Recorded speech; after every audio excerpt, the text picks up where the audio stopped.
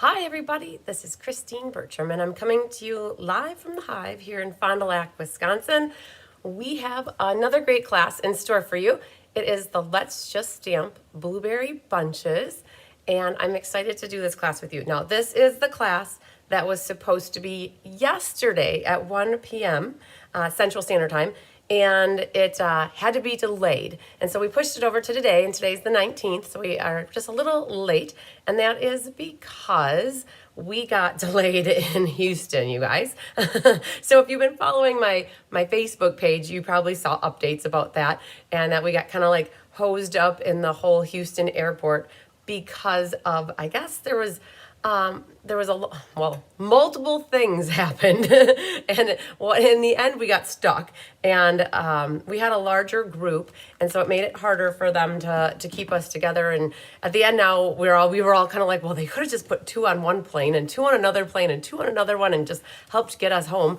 But every day or every hour that kept passing, it got harder and harder to do that because all the other flights got kind of stuck because Dallas had some really bad weather on Saturday, so it kind of hosed up the whole Texas like connections, I guess. So anyways, we're here, yay. So you might notice that my voice is a little scratchy, and that's probably because I still have my morning voice, you guys. I'm not one for doing morning classes. I think you guys have realized that. I do look rested, but you know what, Jolene? That's because I put like the concealer under the eyes and I did put some makeup on to like cover up a couple of, so Diane's husband would say, you gotta get the spackle out to like spackle it on to make us look good, right? So I definitely put the spackle on today, you guys. So good morning to everybody. So I originally have like kind of adjusted my schedule to not have classes before noon, so you guys don't get the morning voice and the morning frog, right? It's been good since I made that change, but I couldn't do class this afternoon because we have another class this afternoon. Rose's Technique Club class is at 1:30, and I couldn't do a class at 1 because it would overlap with hers. So I chose 11, which was like the latest I could do it, and know that I wouldn't overlap with Rose's class. And so some of you might have this class and you might have Rose's class, and you might be working today, so you have a couple videos to catch up on. So spackle, yes. So Jolene, it's a funny thing. So yesterday, it must have been Sunday night, we got into like our hotel at like 1 or 1:30, and by the time we got to sleep, it was 1:30. We had to be up by 7:30, 8 o'clock. And so Diane's talking to her husband that morning, and she's like, "Yep, I'm not wearing any makeup today." And he's like, "Yep, now I don't want to FaceTime you. You don't have your spackle on." And so that is the Tyler, my boyfriend, he calls it war paint. He's like, you got to get that war paint on. so we always have our jokes for what, putting on the makeup. So yes, so I probably look refreshed. It felt good to sleep in my own bed with the cats and Tyler, and it was good to be back home. But you guys, all in all, I think that Naughty Nancy, so those of you who know Naughty Nancy, she is still near and dear to my heart. I was going to say she is near and dear to my heart. I think about her all the time. And she was the catalyst for where we are today. She helped the team way back in the beginning to like create bonds, and her daughter messaged out when I posted. She's like, I think Naughty Nancy had something to do with this, and I think it is. I think Naughty Nancy was testing us, and in the end, it made our group even stronger and more cohesive. And it was awesome. Like even just being stuck in the airport for 15 or 14 hours or what it was, I guess I wouldn't trade it. Like if that's what we had, that's what we got, and we made the best of it. So you guys, there was a lot of laughing. Probably people were like, what are these girls on? We're high on life. That's what it is. So yes, so it's good to be home. So you guys, we did mystery card class last night. I could not think about rescheduling it. I know people probably thought, oh, why didn't she just reschedule it? She's tired. The cats are on her like glue.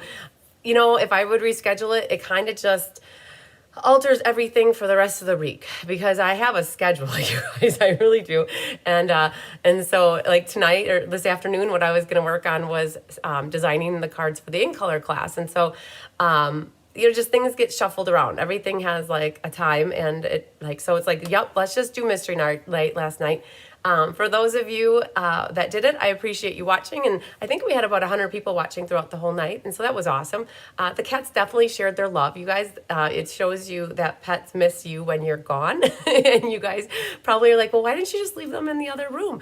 I couldn't do that to them. I couldn't think, wow, I'm home now, and I put them in the other room and they were going to be sitting at the door begging and whining and scratching at it. So I thought, well, why make them suffer? So all of us ended up like a little bit with our attention diverted, but that was okay. It was one night and they hadn't done that for a long time. So, oh, Jenna said it feels good to be home. So hi, Laura Sullivan.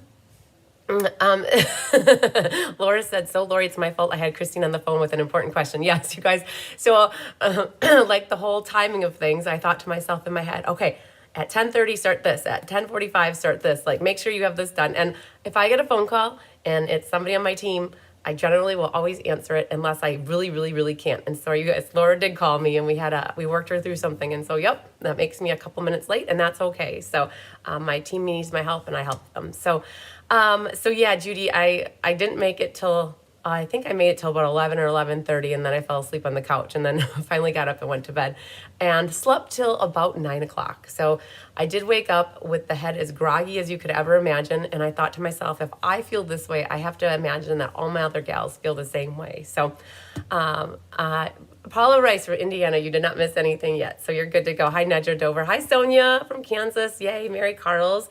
It's freezing in Wisconsin. I think winter returned. Yes. So winter is come finally and it's in our 20s now. So we got that cold weather again and I didn't miss it at all. So Mary said, don't forget to hit the thumbs up, everybody. Hi, Cindy Runtree. And there's Susan Bellamy. Yay. Okay. So you guys, we have a great class for you. Hi, Sandy Coy Emery. We're going to do Let's Just Stamp momentarily. And then we're going to go through my bag of swag. So anybody that wants, hi, Deb Norman. It said beautiful cards being shared. Yay. I have a bag here. You guys, I literally brought my suitcase and I set it next to me. I haven't even unpacked it yet. So my plan is after we're done making the 3 amazing Blueberry Bunches cards, I'm going to go through my bag. So anybody that doesn't want to like see all that, then they still have the class. They can get their cards made and then they can always come back to it another time or they don't have to at all. But I'm so excited, you guys. We are already planning for next year. So next year's OnStage for Stampin' Up! Demonstrators, discount shoppers, hobbyists, however you call your, like if you don't want to call yourself a demonstrator, I'm always okay with that. But if you're with Stamping Up, let's just say, you can attend OnStage. OnStage is for everybody, not everybody who is with Stampin' Up, right? So if you're not on somebody's team and you'd like to get on my team or anybody else that you work with, then you can go to OnStage. There was a little confusion that maybe this was an event that wasn't open to everybody, but I'm super excited because next year it's in Raleigh, North Carolina, and it's going to be amazing. Hi, Danielle Wagner. So excited. Her first class. Yay. So I'll go through roll call in a little bit, but for anybody that is like, has it on their radar. Like Laura Sullivan is like, yup, I am not missing next year at all. Hi, Shirley Malarkey. I am going to make sure I am there. I'm so excited because we are either going to fly down or we're going to take like a 12-person or 2 12-person vans. We're going to take a bus. I am not sure, but I want to get as many of the gals that want to be there.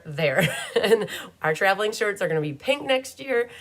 We had purple ones this year, and it's so cool. So I'm so excited. Raleigh, North Carolina, and I'm going to plan an after party, hopefully. Like, this is in the works. Like, the thought of it is there, right? That means my dad says whenever you think about something, you're halfway there. Or maybe it was my grandpa Haas who said that. But it was at least thinking about it is working on it, right? And hi, Jamie. And so we're going to... Sandy said she can't wait to sign back up. Yay! So I can't wait for you to sign up as well. There is the thoughts of having an after party in or near Raleigh on the Sunday, because the event is March 13th through the 16th, which is Thursday, Friday, Saturday, right? 13, 14, 15, 16. I'm not sure. I thought I saw the dates. Oh, the 13th through the 15th. So it's Thursday, Friday, Saturday. And we're planning, or in the works of planning an after party, like a Stampin' event down there on the Sunday afternoon, so that people don't have to like get back on a plane or get in their car and drive home. They can give a day for like the city to settle down, and because it was a crazy travel day on Sunday, you guys. It was the worst thing to travel on Sunday because everybody and their mother and brother were trying to fly out on Sunday. So we'll have a party on Sunday and then leave on Monday. So plan an extra day if you want to be part of that. So so excited. I can't say any more than that because it's just a thought up in here in the head, and but fun stuff. So yes, drive to Ohio and pick you up. Exactly. So Deb Norman said Ed is on his own next year. I'm going. Yay, Jeannie Parker, you too, you guys. So for those of you who are on my team, the Bees, I posted this morning a thread that says who wants to go. Like, let me know because I want to make sure I don't miss anybody for next year. So fun stuff, you guys. Okay, so I shared the annual catalog with you guys last night too during Mystery Night. I'll share it too when I drop my camera down just so you can see the front cover and get a sneaky peek of it. I can't show you the inside. It's against compliance to show you the inside of it until it actually goes live. And that is partly because when I want to say scammers or people who counterfeit, the businesses that counterfeit, they see the inside. That's when they can make replicas and copies of the stamps that Stampin' Up! Works so hard to create and design. And so we can't show the inside for those reasons. Oh, you can't go on a Friday. That makes sense, Sandy, because you have your procedures, your dialysis. So yeah, that, you know, and I wish that there's got to be enough feedback. So if you attended the OnStage this year or you didn't get to attend the OnStage this year, you should ask them, put in the sandbox, is there a way to do a virtual option so that those people that can't be there in person can still watch the content? Like how I do my classes in person and online, like my team meetings, I Zoom them and I do them in person at the same time. Is there a way that Stampin' Up! Could make a virtual option for OnStage? Put it out there. Put it in the sandbox so that we can get those people who can't attend in person to do it virtually. Okay, so you guys, I did a lot of talking this last weekend. I realize that now over loud music and over a lot of people. And so I used my voice in excess this last weekend. So I noticed it's scratchy. So as soon as I'm done with class, I'm going to be sucking on some honey drops so that I can restore it. So, all right, but we're going to do roll call for the Let's Just Stamp class. So big shout out if you're here watching, or if you're watching the replay, definitely call out that you're watching it. So we have Karen Wetstein, Kate Race, Julie Bierschbach, Annette Rollin, Brenda Cottrell, Trisha Fagley, Angela Knutson, Sherry Everett, Patty Wright, Nedra Dover, Pat Fleming, Joanne Kahn, Linda Scott, Angelique McClendon, Karen Woods, Beth Kinsey, Carissa Alberts, Feline Mays, Vicki Rodriguez, Mary Lemke, and Susan Bellamy, Penny Powell, Laura Sullivan, Jolene LaJoy. Yay, Jolene. I think that's the first time I said your name out loud for a class. I think you've taken a class in the past, but it was after the fact. So that's exciting. Mary Jo Stoll, Debbie Gast, Mary Carls, Sandy Wicklander, Connie Moore, Deanna Stell, Shirley Malarkey, Jenna Helms, Jeannie Parker, Donna Grushke, Sharon Davis, Vera Anderson, Karen Skillern, Danielle Wagner, whoop whoop, her first class as well, Lynn Beasley, Sue Spigner, Phyllis Oderman, Ramona Culp, and I believe that I have 3 left of this class in case anybody would still like to get this class free with a $50 order, or if you'd like to pay for it. The class is, what is it? It's $17 plus $6 for shipping, which makes it $23 if you want it mailed. And at this point, we could hold it on my back counter until in case you have a different class that's going out, we could always combine shipping then. So hi, Penny Powell, my sunshine friend. All right, so we'll do a drawing at the end of class for the people who place an order to get the class for free. So we'll do that a little bit later. So you guys are going to get, I noticed that you're going to get the frog. That'll happen with me today because it is morning. I did have a cup of coffee already, so that's exciting. So I can completely feel a difference, you guys. I didn't realize how tired I was last night when we did Mystery Card. So if you go back and watch Mystery Card after this class, you're going to be like, wow, she did okay. But you could tell she was tired, and my head had that fog of like lack of sleep and being in an airport and probably not drinking enough water. And today I feel a lot more refreshed, so that's good. All right, so we're going to work on blueberry bunches here. So I'm just pulling up in the catalog where it is so I can show it to you in the book. It's on page 29 of the mini catalog, the mini spring catalog. So let me drop this down. And so this is the catalog that we're working on. And I see I'm really a little crooked there. I like things straight, you guys. Like I can't have like diagonal. So mini catalog. And then if you open it up, we chose this. So Diane Bogenhagen and I designed this class together. It's Let's Just Stamp. We've been doing it for almost 3 years now. So that's super exciting. In July, it'll be 3 years. So about 2.5 solid years. And this is a class where when we do it, it's supposed to be no die cutting or embossing. Like that is our goal. But sometimes we do pull in embossing. Sometimes like we pick a stamp set that has dies and Diane will have them use the dies in class. This one doesn't have dies to go with it. So there will be a little bit of fussy cutting, I believe, with the cards that we're going to be doing today. So this is one of the cards we're going to be making. So we try to make cards for you that are appealing to somebody who's just starting out with stamping that may not have a die cutting machine or an embossing machine. And so those are the cards. I'm starting to wonder now, did I put your Velcro dots in your kits? I think I did. So we put Velcro on that card. We don't usually do that, but it made sense to do Velcro. I think we did. Yes, Deb Norman. I had a glass of water right before I went live. And then tea with honey. Yes, Sandy, I definitely need to do that. That is awesome. Good suggestions. So this is where the stamps are. And then you can get it like this. And they are red rubber. I think we used all of them except for this one stamp. So when we do Let's Just Stamp, we try to pick a stamp set that's all inclusive, that you don't need to like buy 5 stamp sets to make the cards if you want them to match identically. And so this one has great focal images and it has a variety of different sentiments. And the script or the font for the sentiments, I like it a lot. You guys, I love blueberries. If I had to tell you what my favorite fruit is, it is a blueberry. My grandpa Haas loved blueberries. Like I think of it that he's still here with me. He loved blueberries and I think I must get that from him. My brother Tom and I both love blueberries. So there is a fight out when there's like one blueberry left on that vegetable tray or fruit tray. And so like when I get fruit pizza served, I always like in a pan, like for my mom for St. Patty's Day, they had a fruit pizza made in like a rainbow. And so the blueberries are used for the purple. I will gravitate and always like tunnel or channel till I get to the blueberry section. So I love blueberries. And so when we picked this one, I was super excited to work with it. We have blueberry blends, blueberry bushel blends, and then the shaded spruce. So it's fun to use blueberry or have that blueberry color in our palette. So definitely love the blueberry. All right, so this is where you guys can find it in case you want to get it. If you don't have the blueberry, you guys, if you don't have the blueberry set and you're using something else to make your cards, I would love for you to shout out in the comments what you're using so that you can let others know that got this class what they could use. Now, I just realized that we have one stamp here that got used. I have to go get it. I didn't grab it. This is this stamp right here that's providing the texture back here. That is from a new stamp that is in the online exclusives. And so I'll go pull that.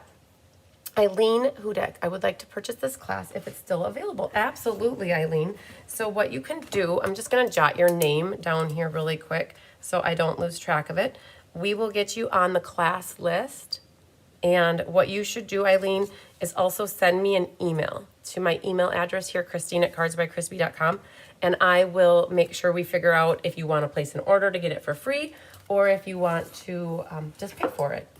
So here's the copy of the catalog. You guys can look at that while I go run and grab the stamp set.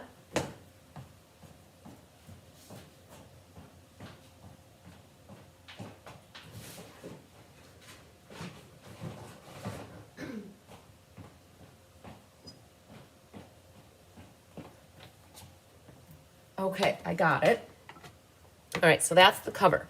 And this is a new online-only stamp set. And, oh, Jeannie Parker, Berry Blessings. That is a good idea. Very, very good idea. All right, let's go back here. Hi, Linda. Okay, so let's talk about the online exclusives. This textured timber is an online exclusives.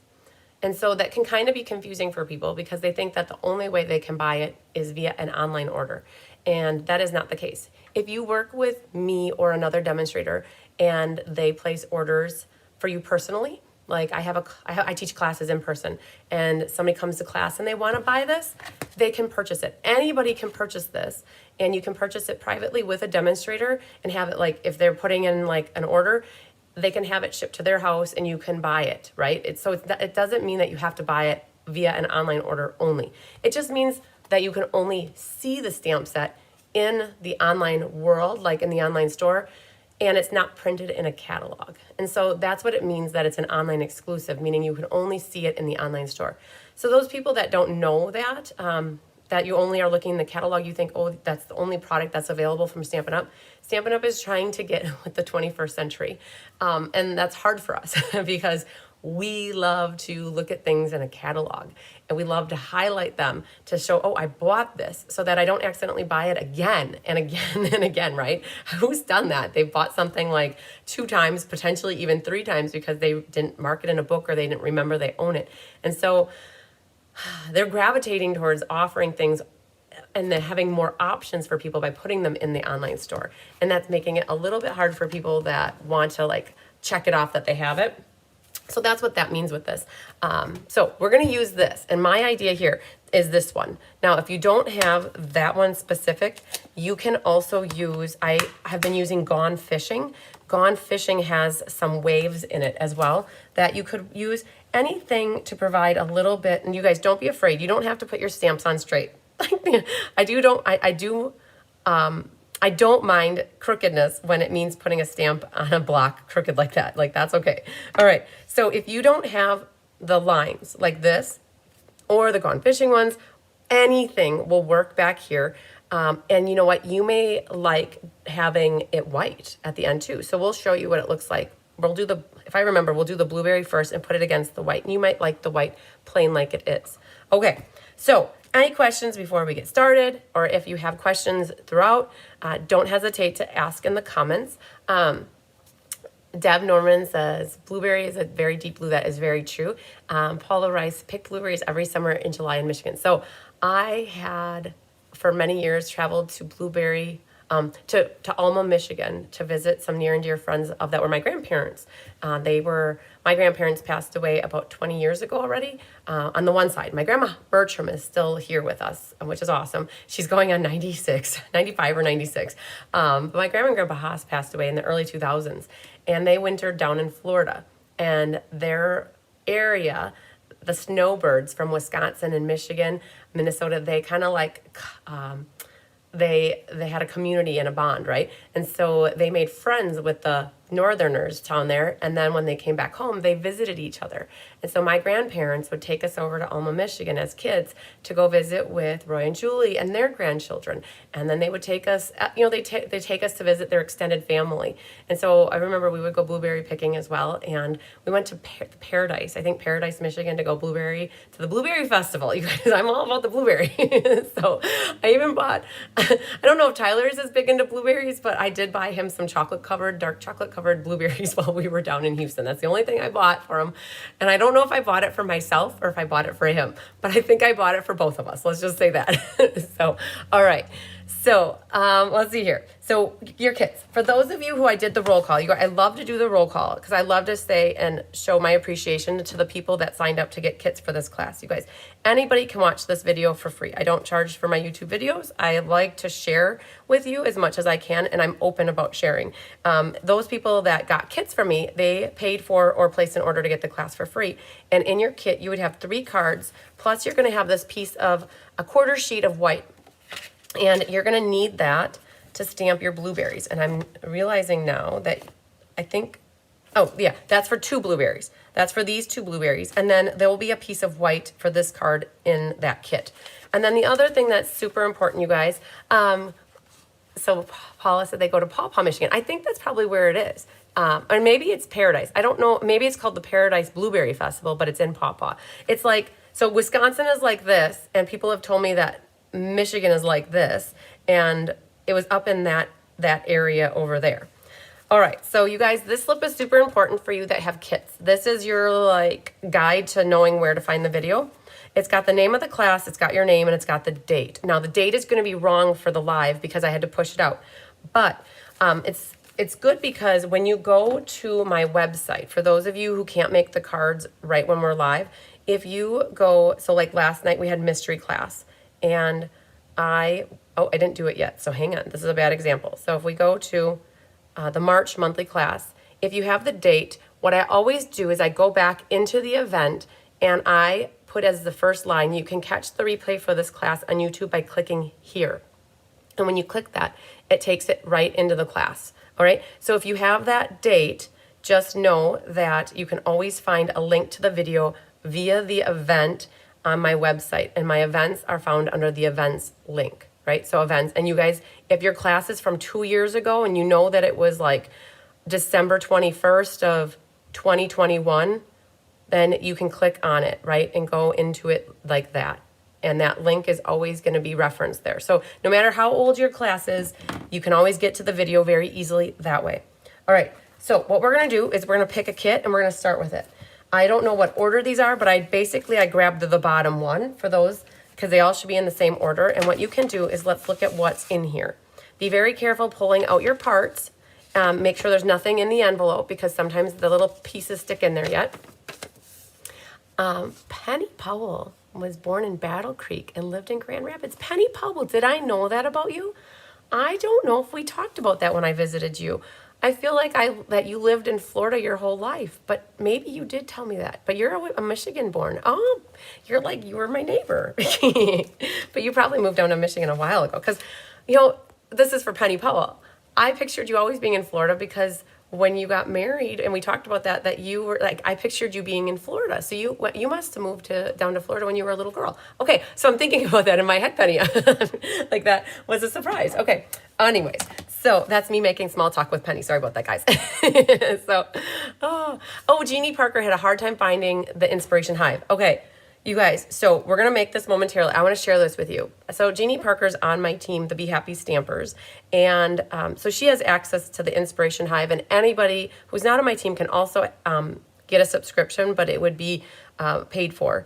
Jeannie, what you need to do is go to the members section here. And you would have to, I don't know if you've ever signed up for it or not, but what you would do is you need to get to the My Account. And I'm going to put my password in here really quick. Hang on. I think it just automatically populates. But once you log into your members account, Jeannie, all you have to do is click on members content. Okay. I don't know if you saw that, members content. And that takes you into all of the classes I've done over the last almost 4 years. I still have about 20 more to add, you guys, but all of these are in here so that you have access to every PDF that I've ever maybe done. So, but Jeannie, it's in members content. Okay. So definitely if we need to do a little private, like walkthrough, I can help you with that. Okay. So when you open up this kit, you will have a bow. I've already made these for you guys. I used my handy dandy, amazing little bow maker here that has little nails on the side like this. And I do have, I have these made for me. The guy I used to babysit his kids back 20 years ago, he makes them for me now. And they are $9 plus shipping. So if anybody is needing to get a bow maker, don't hesitate to reach out to me. And so I made all your little bows for you. Whenever you get a bow on a card that isn't a product-based class, then you have a bow that's made for you. And then you'll have your 3 little gems. These are from the Classic Matte Dots that are in the annual catalog. The top piece here is for your inside. We put that on the top to help sandwich everything in the inside. And so then what you'll have is the white piece here, and this is for your inside. Because I designed this class with Diane, I have made a commitment to her that we will always double matte the inside. And we love our double matting. So just so you know, that's what the extra black piece is. It just pops with it. It just, the black outline kind of continues because we matted it like that. Okay, so then you're going to have these 2 pieces, a black, and then this paper that we used for this class is the rock and roll hoochie coo, the rock and roll paper from the mini. We used that for all 3 of these cards. And so we had to figure out where to use this rock and roll paper in a class, and this ended up being it. So that's where you can find the rock and roll paper. There are only 2 patterns in this whole pack that have music on them. So if you are like, yep, I do not like the rock and roll. So if you look at the suite here, you might have totally overlooked this because you're like, yep, nope, I don't do the music. I don't know anybody that does the music. But don't dismiss the black and white paper because there are some pretty amazing patterns. If you're not into the jukebox hero and the guitar over here, like you can color this black and white paper with blends. You can color it with a blending brush. You can color it with sponge daubers. You can make this into purple and have a purple marble if you want. Okay, so the black and white paper is super cool. Ann Bellinger, you are one that loves the double mats. I know Julie Bierschbach loves the double mats. So we do have some double mat lovers out there. So that goes there. And then ultimately, you guys, these 3 pieces right here, they mat together as well. And you're like, wow, how is this going to work? That is going to go down here, and it's going to be connected together by these pieces right here. So let's see here. I could have sworn that we would have put the white piece. You know what? I think that this piece is going to be used for all of them, because I just realized now that I think I made it work by putting a blueberry, and the other, and they'll all fit on here. So this white piece that I said was only for 2 blueberries, we're going to stamp all 3 focal images on here. All right, so that's pretty much the layout for this card. So before we get happy putting that together, oh, you guys, I can move my notebook here. So I bought myself a brand new notebook. So Nan Ryan, you are to blame for this. You guys, in a good way. Nan bought me for Christmas some erasable pens, and I didn't know it, but they make a book that is specially made for like erasing. So like, you guys, have you ever had an erasable pen like that? Isn't that super cool? Okay, so Nan Ryan, she taught me about that. All right, so let's do this first. We need a blueberry here, and then we're gonna put a blueberry here. Somehow we're gonna fit it, and then this last little guy should fit over here. All right, so let's get those all stamped. I know that that's for all 3 cards, but I want you to see that all of these blueberries will fit on here. You just have to be very strategic. Hi, Connie Moore. Hi, Vicki Rodriguez. We're just getting started, so you're good. Let's just see here. This fits like, I'm gonna put it right. I'm gonna go as close to the 2 of the edges as I possibly can. I'm gonna try these 2 edges right here. And you know what? We're gonna practice this together. So this one's over here. I'm using my memento pad. So you guys remember I made a new memento pad with my uninked white pad. So let's see here, because my mementos sometimes don't treat me good. So I like to let that ink marinate onto the paper. Okay, that stamped really good. So we'll keep using that. All right, this is a bigger stamp. So let's just see here. I'm gonna put this one like, I think this will fit. I gotta make sure that there's room for this guy. It's like a puzzle, you guys. We're gonna make it happen. I wonder if that guy goes there. And then let's just see. I'm pretty sure that we can put this guy actually right there, and this will work. Okay, it's gonna work, it's gonna work. So it's a little bit bigger of a stamp. And so sometimes people will take the stamp and leave it upside down and then hold the ink pad, and then it's like upside down inking, I guess you could say.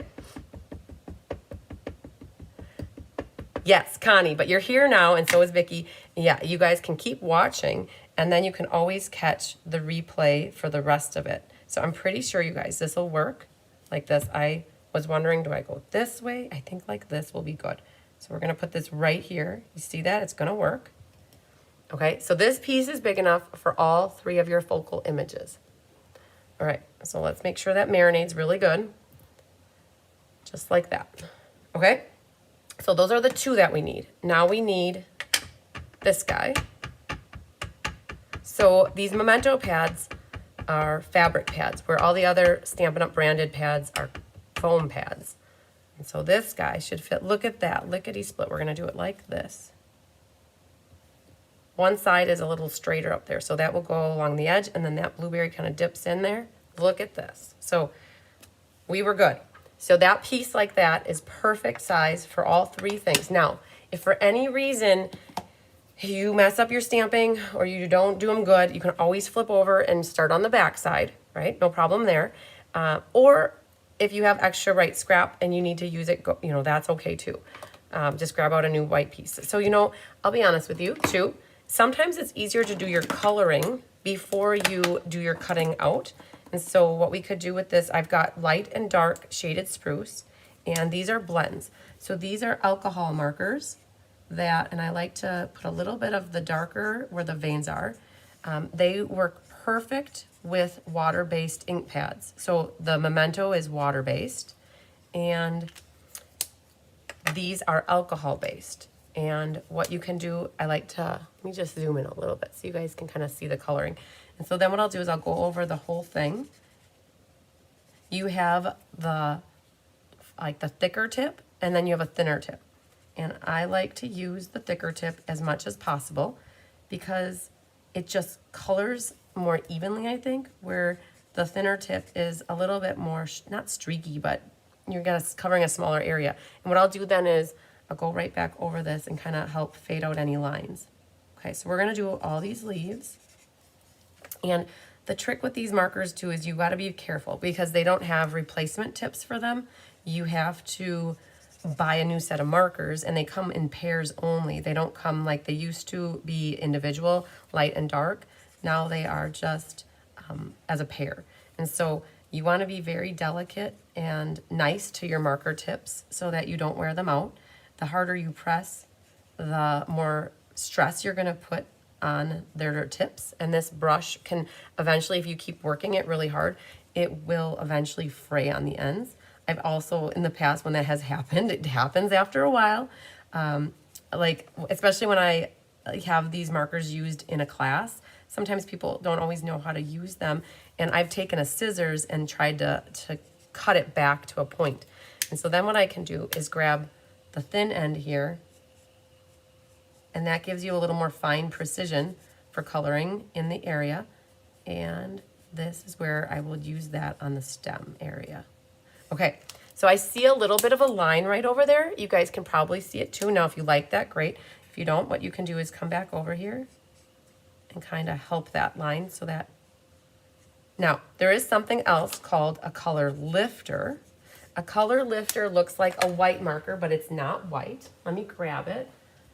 It's like this, and they do sell this singly or individually.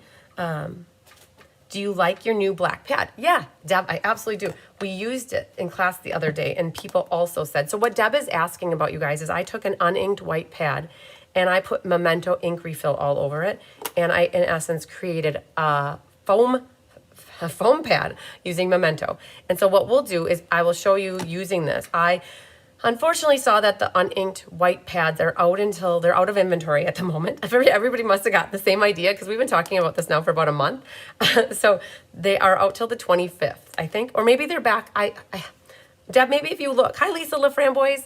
I'm not sure, one or two, either the Memento refill is out or this is out. One of them is, and I'm not sure which it is. But we'll use this here. We'll use this here to do some stamping of our sentiments. So a color lifter, what it does is it helps to highlight. And what you could do is run it over and it would lighten it a little bit. So I don't want to, I like the way it looks, but that's what a color lifter would be used for.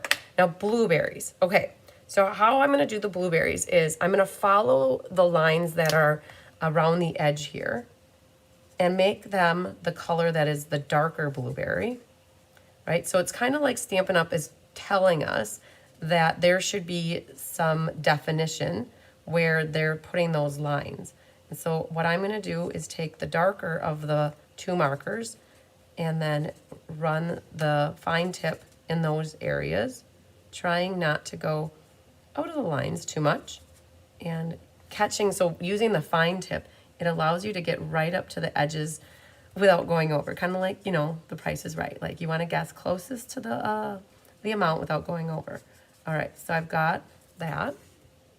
Now, if I had a Vanna White sitting next to me, I'd have her coloring the rest of these for me, but we didn't think ahead. Okay, so Deb said the the refills are in stock. Oh, wow. I just ordered a perfect, bought both last night. Okay, Deb Norman, thank you so much for that information. You guys, I had a couple customers that we tried to order it for them last week and it was out. And so now that I know they're there, we can get them on the order. So here's the deal, you guys. You see that blueberry? It looks not as I would like it. I feel like it's really light and then it's dark. So how do you get rid of that contrast and bring it together? I go right back over the top of it and do one more layer with the light. And then you can see it's still kind of darker on the edge, and then it's a little bit lighter in the middle. Okay, so we're gonna do that here. I do one coat.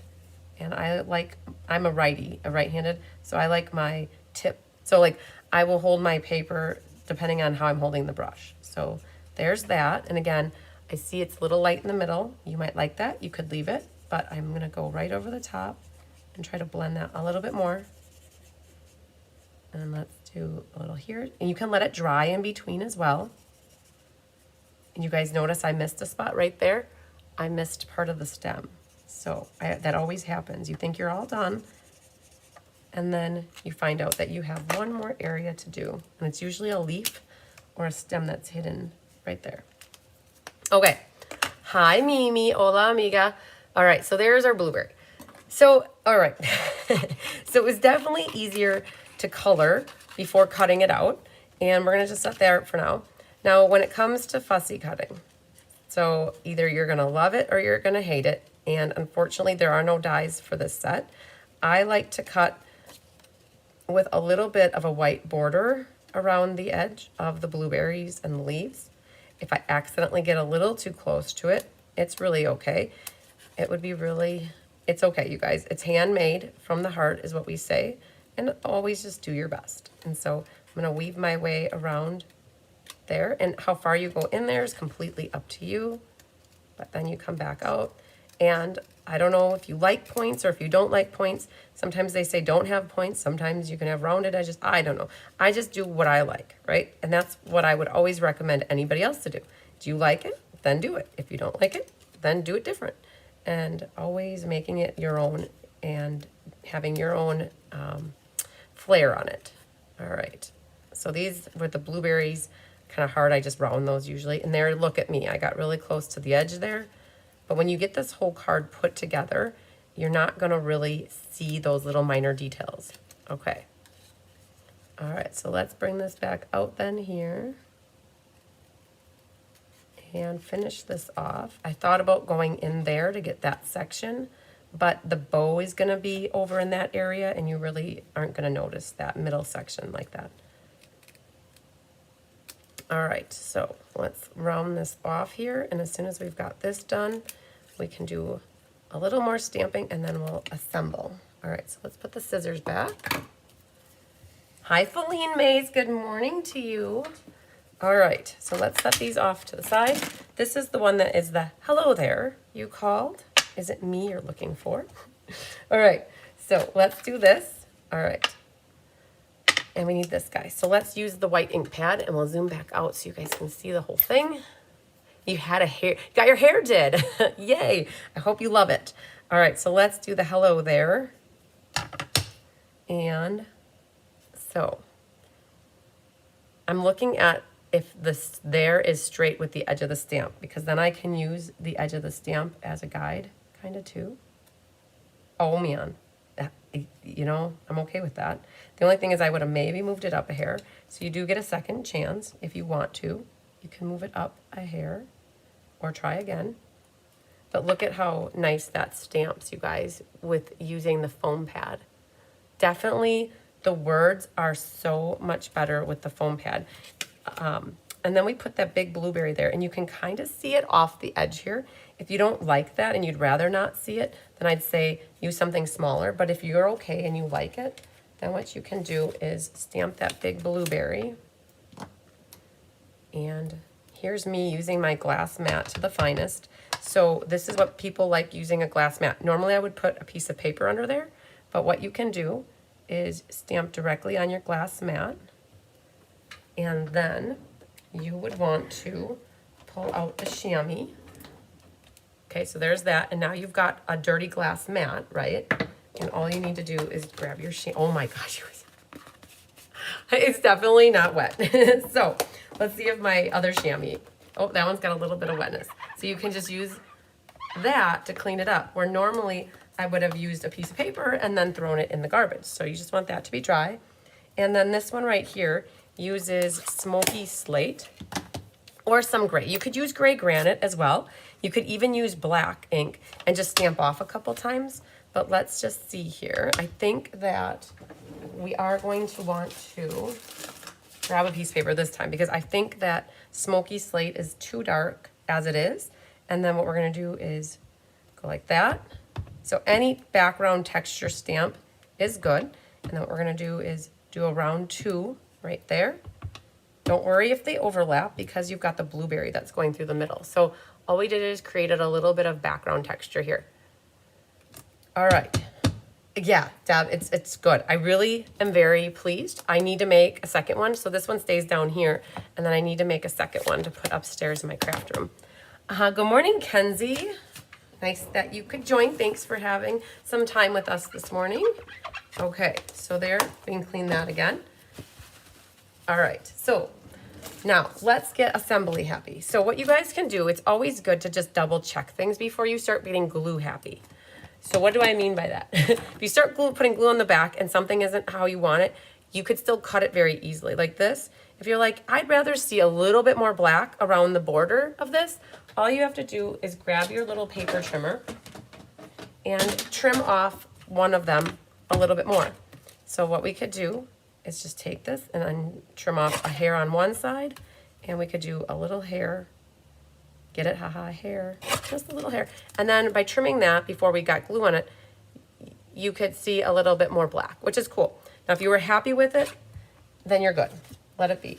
So this one too, you guys, when we put these together, these kits together, we questioned whether the margin was a little bit too little for the black or for the DSP. And we thought, we'll just talk about it in class, because then if you guys are okay with it, you're good. And if you're not, you can just take your trimmer and cut off a little bit, and then you will see a little bit more of the black margin like that. See, I'm a little bit happier with that because you have a little bit more black, and then that goes onto the blue like that. And then on the top here, same thing. You could also like paper place it, and then it's a little close on the ends for me. So I'm picking the side that doesn't have as much pattern, where there's a little bit of black on there that I like. So I'm going to just trim off a hair there and a small hair on this side. And that gives me the ability to see a little bit more black. Okay, so that's what I want to teach you guys too, as you do card classes, for me or anybody. If you get anything that, if you test it before you cut it, or before you glue it, then at least you can make that trimming job before you have glue all over it. Otherwise you get glue all over your trimmer. So test that out, so we're good. You guys, now we can get glue happy. Okay, so this says hello there. I'm gonna leave a sentiment off. So we're gonna, okay, this might make some people nervous, but it's okay. So we're gonna do that. We're gonna do this. We got these. Got these. We've got this one and this. And this, okay? So here we go. Crossing the fingers that Tigger, bigger Tigger, does not want to jump up here. So we're gonna do this one and this one. This does not get glue on the back, so I'm glad I caught that. This one, and we're gonna do this one. You guys, as long as I have my glue bottle open, I'm gonna maximize my time. All right, so hello there. Can go right here. So that's good to go. And no, Vicky Rodriguez asked if it took a whole bottle of Memento ink to do it. It took the smallest amount you could imagine. I only went like 2 rounds, possibly 3 rounds to make it work. And you don't want to put too much ink on it because it does get foamy and bubbly if you have too much ink. All right, so definitely it used a small amount of ink. Now that one possibly could go on the other one, because this one, let me just see, because I didn't pay attention to which one was with which. I wonder if it was this one. Let's just get that on here. I think that'll be good. And then this goes up here. Whoa. Okay, that goes right here. Perfect. I still have a little wiggle with it time. And then this one goes there. I'm making sure that that black is off to the side so it doesn't get covered up. Otherwise over here it would get covered up. And then this one goes on here. And then this one goes on here. Almost got it. And then this one goes right there. All right, so that was a lot of gluing. Then we have a little more. This one gets glued on the inside. So you guys, for those doing this class with me, I did email out the PDF tutorial yesterday morning. So it should be in your inbox for those that registered for class. If you don't have it in your inbox, just check your spam folder. A lot of people find things in their spam folder. All right, so I'm going to glue this flat, and I only want to put glue here and here because you do not want to put any adhesive right here. So what we're going to do is set this up. So like, again, I put this. Hi. Hi. Oh, Mama's here. I brought you some stuff. What'd you bring me? Sustenance? You want to say hi to everybody? Hi, everybody. Okay, hang on. My mom's here, you guys. You want to say? She's gonna say hi. Hi, everybody. You gotta pop in a little bit closer. There it is. A little more. Don't trip. There you go. Here's Mom. Hi. Hey. So, oh, she brought me cookie. That's from Sue Schultz, and then I'm just gonna put something in here. Okay. Okay. Thanks. And you got Rubens, right? Yep. Okay. Okay. Bye. Bye-bye. Thank Bye, you. everybody. So I missed my mom and dad's St. Patty's Day party on Sunday night. My mom always does. My mom and dad do a St. Patty's Day party, and they make Reubens, and they make all the fixins with everything green. And we had potato. They had. I didn't because I wasn't there. This is the first time I missed it since 2008 or 9. We thought because I moved back from Miami in the year 2009, and so I have like every year since 2010 I have been at their house on March 17th for the St. Patty's Day party, and so I missed it this year because I was in Houston, and so yeah, 10 years just don't do perms. I missed the first part of that, you guys. So this is what a little gift that Sue Schultz just gave me, a little bar of soap. Oh, it's in the shape of an egg. I love it. Very good. Okay. So my mom came bearing gifts. How much ink would you use when inking the black pad? It truly takes a very small amount, and you can make a mess if you do too much. Okay, so that's a very good point. Okay, so this is what I would do, you guys. If you're gonna do this, no, Deb, it did not take half a bottle. So this is me doing it. So pretend I'm holding an ink refill. What I did is I gently went back and forth, squeezing ink little by little, making lines like this with my ink refill, right? Then I took a spoon and I smeared it all around, right? And the first time I did that, it wasn't quite enough, okay? So I took my ink refill and I went like the opposite way, and I went kind of back and forth this way with it. And then again, I took my spoon back and forth. Now, if you look at the ink pad, you can see that there's still white, like right. Let's take this and point with this tool. Hang on. So if you can see like right here, there's white pad here yet. The ink did not even soak past the top of the ink. And I think it will continue to soak down and even be better. Like the first day I did it, it was very foamy, like more than I wanted. It still stamped good, but it was very foamy. And then now that I've used it, it's like that foaminess is kind of like going away. And so, definitely, I think it was 2 rounds of ink, and then it was enough. So there we go. So so literally I probably only used not even an eighth, or I don't know, a tenth of the bottle. It was not a lot. Okay, so for this, how we're gonna do this is we're gonna line this up right here, okay? And I see here that I am a little bit longer on this side. You guys probably can't see it in the camera, but I'm a hair over.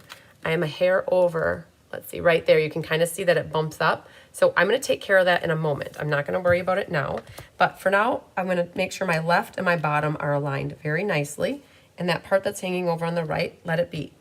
And then what we're gonna do is we're gonna attach this together by only putting adhesive here and here. And so what we can do is, as a guide, and you could pop it up or you could put it flat. I'm gonna go flat and see. Oh, everybody says hi, Mom. I love it. she's a doll. Okay, so my mom is amazing, you guys. I think if you've ever met my mom, you could totally agree.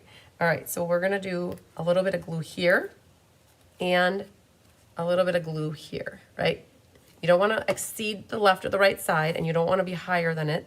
And what this is going to do is connect, it's gonna be the bridge that connects the bottom to the top. So if you've never done a card like this, you now can say that you have, and we're just trying to make sure we're straight in all accounts here, and kind of like centered, that we have the same amount here and the same amount here, like that. You want one of her Reuben. So you guys, you know what I get for lunch today? I get Reuben. My mom brought me a couple Reubens so I could have them for lunch today and tomorrow. So they were really disappointed, but they did say to me that they would rather me be on a plane that works than a plane that doesn't work. And so that is a great way to look at it. Totally agree with my mom and dad that I don't want to be on a plane with a radar that doesn't work in case of a storm or anything that comes up. So I'm going to be popping all of these up with some dimensionals. Now I'm only putting them at the top. And then I like to glue like stems flat. So I am gonna opt to put a little bit of liquid glue right along the bottom here. And we're going to put that down. I don't think they are taught the way we were. Great tips. Hi to your mom. I'm just reading some of your comments. Mom has to be amazing. She birthed me. You. Thanks, Benny. Yes. What a good way to look at it. Okay, so I'm just going to pop this on right here like that. Something like that. It's kind of like inside the white here and a little bit hanging off the edge there. It could be hanging off there too. And then what we're going to do, oh, bigger Tigger. Hi, buddy. And we're going to put this right here, and our little leaf is going to nestle over the top of it. And I'm going to pop this up with a couple dimensionals as well. And this is going to tuck in under here, just like so. I have it so that you can see a little bit of the blueberry under there, but I think I want to see a little bit more. So I don't want to see the stem sticking out here though. So I'm going to do is, little minor details, you guys. We're going to take that off. And I think I should have done just a hair more like that. And now this can tuck under and we can see the blueberry. There is just a little blueberry sneaking out. Now again, you guys, minor details. If you like them, great. If you don't, just go with the flow.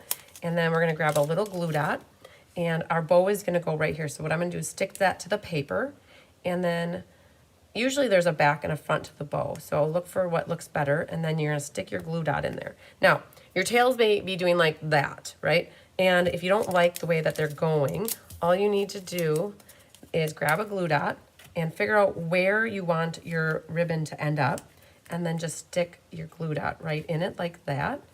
And then grab another one. Hi, buddy. I know you want treats. You think I have treats and I'm keeping them from you. Well, you're right, but this guy's gonna go right over here. Hi, buddy. Okay, you guys, bigger Tigger. He knows how to take up the whole camera. He really does. Come on, buddy. Nothing to see here, officer.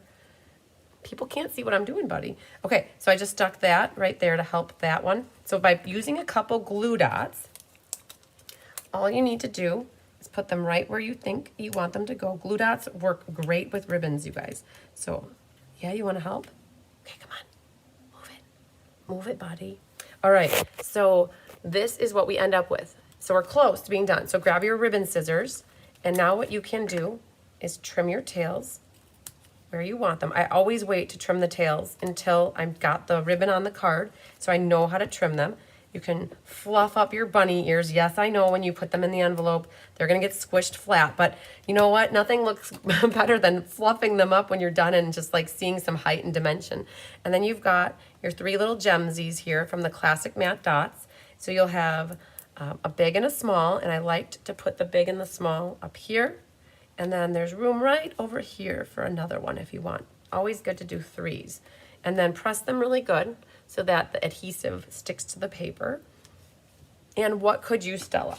Now, you could Stella your blueberries. So you could definitely. Now, the Stella, I think we might have talked about it yesterday. It will be coming back. It is listed in the, hey, stop that. What do you think you're doing, buddy? He's eating my binder, you guys. Looking for attention in all the wrong places, mister. Okay, so you can definitely use a Stella on here and Stella up your blueberries. You could also Stella, if you wanted, your designer series paper. So Stella should be back. It is listed in the annual catalog. I think we figured out on a page, oh, Nancy, what do we say? What page it was? 129 or 111, but it's listed, and so it will be moved to the online store. And I think that's it. We've got one card done. So you guys, this is a layout. You can always, if you like this layout, case it and make other things, other designer paper, other focal images in the middle with a little sentiment. And then when you open it up, making sure you don't put any adhesive right there is key, right? Also on that little bit of the sentiment thing hanging over, you don't want adhesive there. And then you've got your inside. Now, you could definitely color up your blueberries on the inside. Just know if you do, you're gonna see some green over here. So that's why maybe you would have opted to put this one in there and have it a little bit lower. That would work too. All right, whew, we can say we got one done.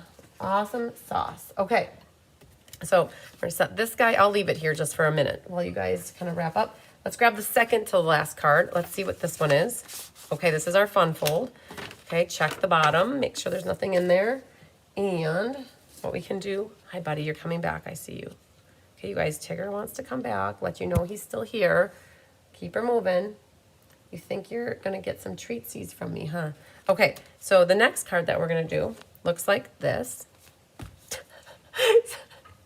So you guys, we will be doing class in person here. And he will plop down, like all the ladies are sitting here, right? And like 8 gals sitting right here. He will literally plop down on Elaine Rebeck's spot. He will plop down on Sarah's or Cindy's or Angela's or Judy. He doesn't discriminate. And he plops down and he lays on their mat. Like you can see we have like the mats back there. He will completely plop down and like take over their entire space. And he's saying to me, Mom, I know you still have treats. And I am not going to give up until you give me treats. And you guys, he's fed. He's not like he's lacking nutrition right now. But here you guys go, okay? So you can see that, you guys, otherwise he's going to keep begging and begging and begging until I give them treats. Okay, so we're on to this guy. All right, I'm going to move this one off to the side.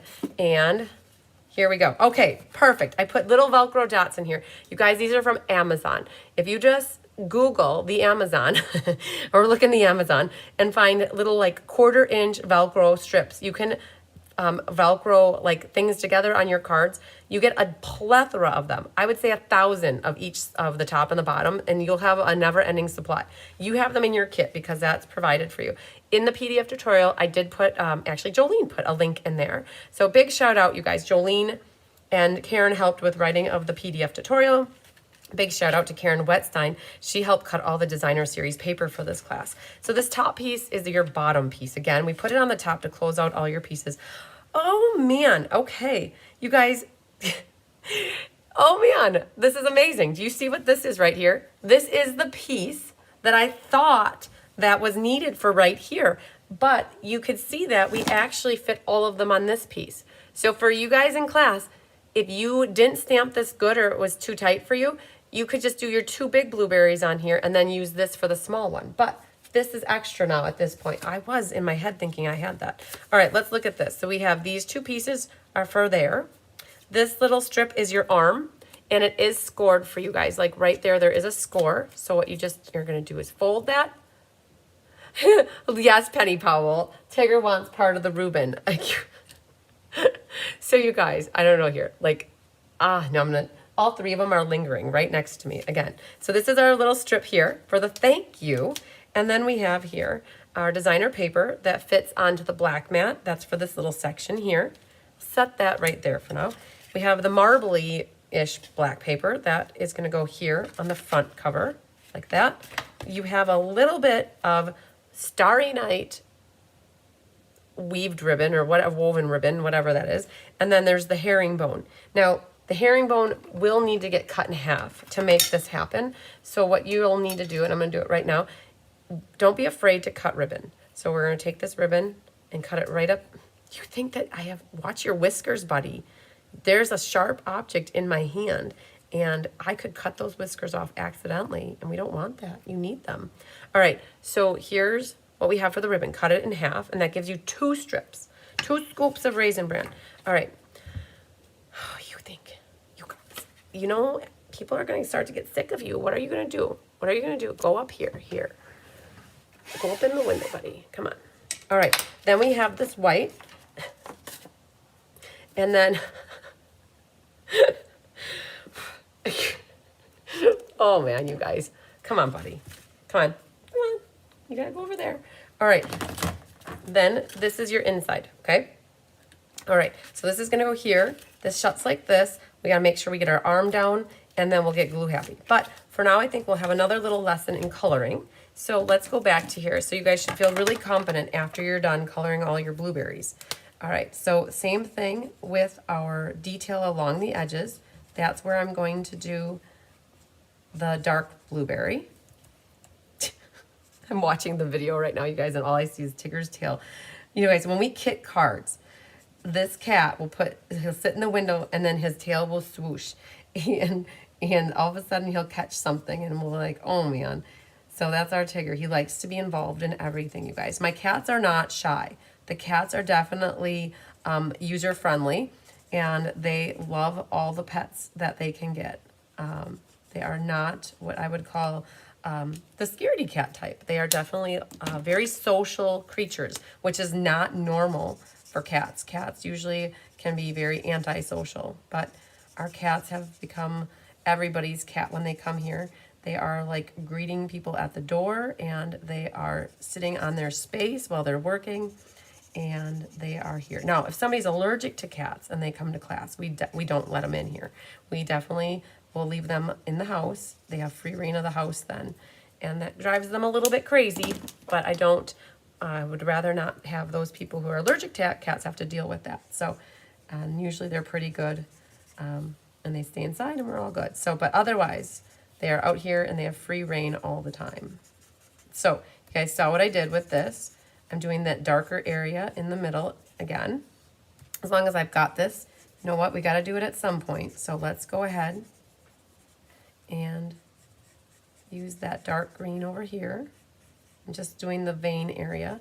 You have to be careful though. What I've noticed that if I do this way in advance and if I let it sit for a day or two, that dries weird. Like that, it doesn't dry weird. It doesn't allow the blending to happen so well. So when the ink is still kind of wet on the paper, it blends the very best. So I'm gonna move at lightning speed here and make sure that I get all of this colored rather quickly versus letting it dry. So again, go like that, and then I'll kind of touch that up again, and then we'll go over here and get this. So shaded spruce is a very pretty color. If you guys are looking for like coloring trees, I would definitely pick blends that are shaded spruce for coloring the trees. All right, so that one's pretty good to me. Go like that, and then I gotta come back here quick. So the other thing too, I'm going a little bit faster than I normally would. I know that the slower that you go like this, if you go slow, the ink really does transfer to the paper a lot nicer. So if you go slower and give the brush time, just like when we stamp and we let the stamp marinate on the paper after it's been inked, it just transfers to the paper so much nicer. So if you give it time, like go like this, right? Versus the scratchy back and forth really fast, you'll get a lot better even coverage as well. So here we go. It's hard to go slow though, isn't it? Oh man, going slow if you go slow, it just soaks in better. Okay, so we're almost done with this color green. So we've got a little jump start on the next card a little bit. So I am super proud of myself that we got all three of those images onto the one piece of white. Like that is amazing to me. All right, so I'm gonna flip this over. Hi, Sherry Martin. All right. Oh, I love it. Penny Powell was cracking up with Bigger Tigger. Yeah. So do you guys remember Spaceballs, the movie? Spaceballs, the movie. Like it was a spoof of Star Wars, right? And Bartholomew is the half man, half cat, and his tail does a thing too in the movie, and it like just bats everybody and is kind of like in the way all the time.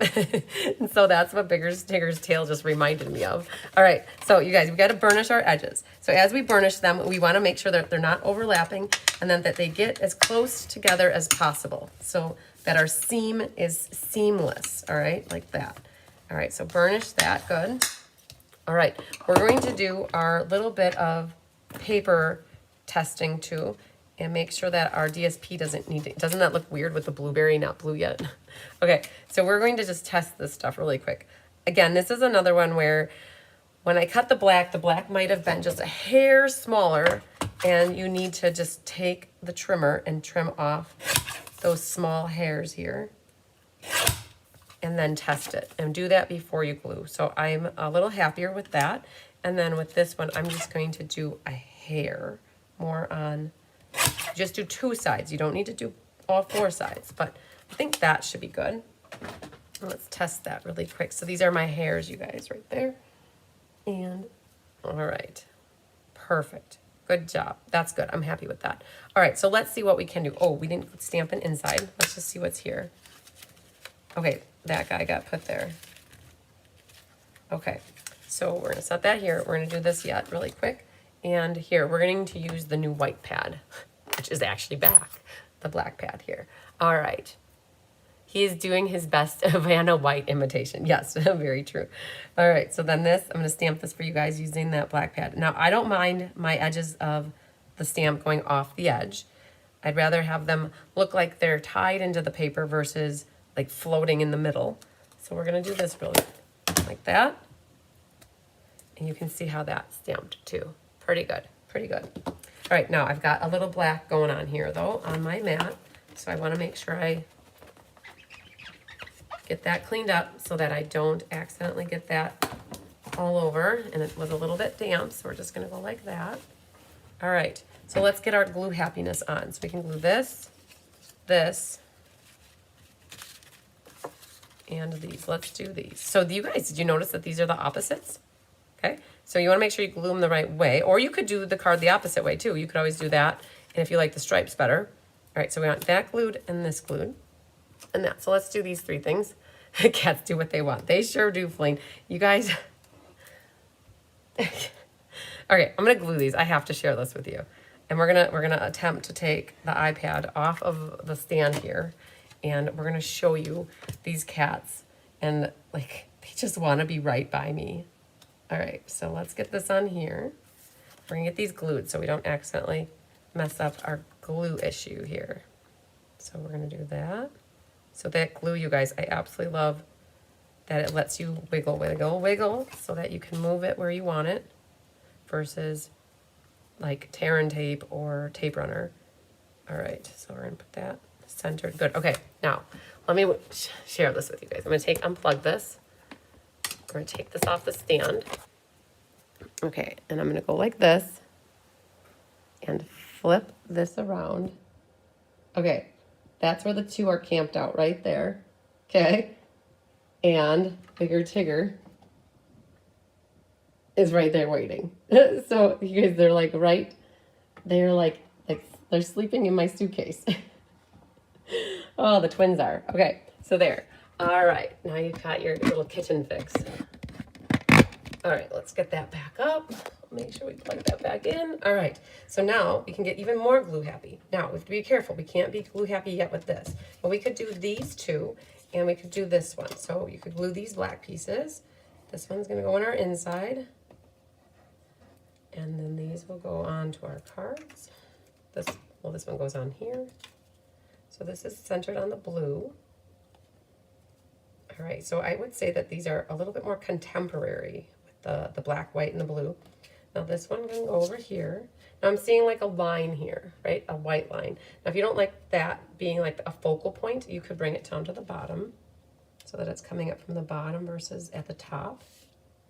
And then this goes on our inside right here, like that.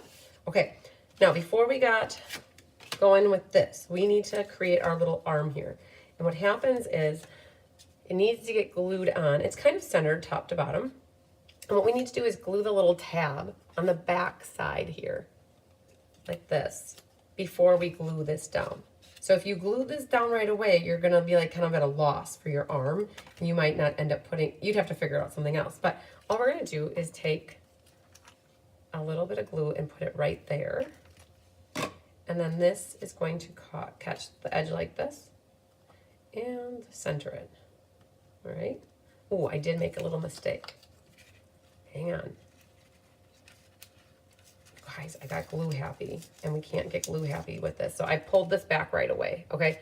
This tab needs to go in here, okay? So if you glued that, just one moment, please. We need to just peel that back ever so slightly. And this now can get glued on here. Tigger, stop it. He wants to jump up the bookshelf. He thinks that there's treats up there. All right, now this is gonna go on here, like that. All right, now, for those that haven't started to put their cards together, before you glue this, what you could do is just literally, we have to pull this a little bit more. This, you could just glue the black to the blue and then put the black over the top. But because I've already partially glued it, all we're gonna do is put a little glue right there and set this in here like this. I'm gonna center it and bring it over, like it's about 1/4 of an inch there, and then it's centered top to bottom like that. And then, okay, so that's kind of where that's gonna end up. But now we need a little bit more glue to help hold this down. Get our corners back glued down like that. So you guys can see I do things out of order sometimes. I got glue happy. That's what getting glue happy can do to you. You got to pull your paper apart. All right. So now we're back in order, right? So we've got that and that. And yes, because I pulled this apart a little bit, I can see a little rumple butt right there. That's okay. So let's get that back down. And then this is where your Velcro is going to go. So the Velcro is going to go here and here. So what you can do is put them together and pick one of the cellophane pieces off, and it's going to go kind of like right here, like that. And then what you can do is pick the other cellophane piece off and then just shut the card. Try to make sure it's straight when you do it. And then that's going to help the Velcro to go right where it needs to go. Okay, so that's going to help hold the card shut. All right, so then we have a thank you, and I will use my white black pad again. You know, it's going to be hard to figure out what to call it, but we'll call it the white black pad. And then we're going to stamp thank you. And we're going to banner end or like diagonal the one side. So put it maybe right there. Oh, good deal. Very nice, very nice. And that can get shut. And then we'll grab our scissors here and angle. We'll just angle the end like that. Now, if you want to do a banner, you can do that. I liked the angle like this. And then this is going to, I did pop up the one side, so you could always do that if you wanted. And then the other side is flat though. So we got that popped up, and then that side is flat. Hi, buddy. And then looks like it go, hello to you too. All right, so then this is gonna go right about here. And then our blueberry is next. So you guys have to get your fussy cut in. So we got it all to the way to the point where we're ready to fussy cut. And then we get to zhuzh up the back of it with our ribbon. Real life crafting struggles, exactly. No emergencies though, because remember, Tyler says there are no emergencies in stamping. You can't have emergencies in stamping. There's no such thing. But we can have struggles, and the struggle can be real, definitely. All right. So one of the things that I remember going to an OnStage at many years ago, probably it was my very first one, Shelley Gardner would always present, and she would fussy cut. And she always taught that you move the paper, you don't move the scissors. And so that's Tigger. That's one of the things that I usually do. You can see I kind of rotating the paper versus actually moving my scissors. All my scissors is doing is going up, like opening and closing. Very little is it moving. Okay, so there's that. We got the blueberries cut out. And then what we need to do is work on this back area. So you've got these ribbons left, like the whites and the blues. And then the blueberry is like this. It's gonna end up like that. So that little nook area is where the U extends to. Somehow I've got ink right there. Okay, we don't want that there. All right, so let's get that straight. Tear and tape is going to be your best bet for this exercise right here. And I'm going to make a couple of them sitting over here on my wrist here waiting, because otherwise it's too hard to pick them up and put them down. And what we're gonna do, we've got 3 little tails coming out of this. So what we could do is prep our tear and tape back here. So we're gonna put one like that, and then we're gonna put one like this. And let's just see if that's enough. And you can pick those off. He is very, you guys, really, when's the last time Tigger was as social as he was? And it's because I was gone for 6 days. It's gotta be what it is. Otherwise, the cats have generally just been doing their own thing, sleeping, lazy, doing things cats do. They haven't really been on a video very much. And you guys are getting your share of the kittens these last 2 days. And you might for the next one as well. I'm not quite sure. There's actually enough here to do 4 of these, right? So you could do more, you could do less, whatever you want. Like if you feel like you don't want to waste this last little guy, you could put it up here as another one just to have it. And if you don't have to. But now we need to put a little bit more tear and tape over the top of those because otherwise you're not going to have stick there. And we need the stick to be there for the next ribbon, the white one. Okay, so now I'm going to take a little more tear and tape and prep this on my wrist here. They're going to be ready to go if you leave again. They sure are. They're all packed. I'm going to take one more just in case I need this. I'm not sure if I'm going to need them or not, but we can always use them on the next card. So what we're going to do is we're making a loop, a loop, a loop, and a tail. All right? So let's see what we've got. We're going to catch that tear and tape on the back. And this is where you get to feel like you are a floral arranger. So we're making the loop and another loop. So it's coming back and making a loop like that. All right, so all I did was make a loop and a loop. And so what we're going to do is put tear and tape over the top of that to help hold it. Okay, now we need to take, and let's pick that off and put a little bit more tear and tape right here. You guys are going to get to use your tear and tape a lot today. Then we need to make another loop and a tail. So we're going to catch this right here on the end, right where that tear and tape was, and you're going to make another loop and bring it back. And then the last thing is to bring this tail out like this, and it kind of comes right out at the right side of that leaf. All right, so that's where our last piece of tear and tape is going to come in handy, right?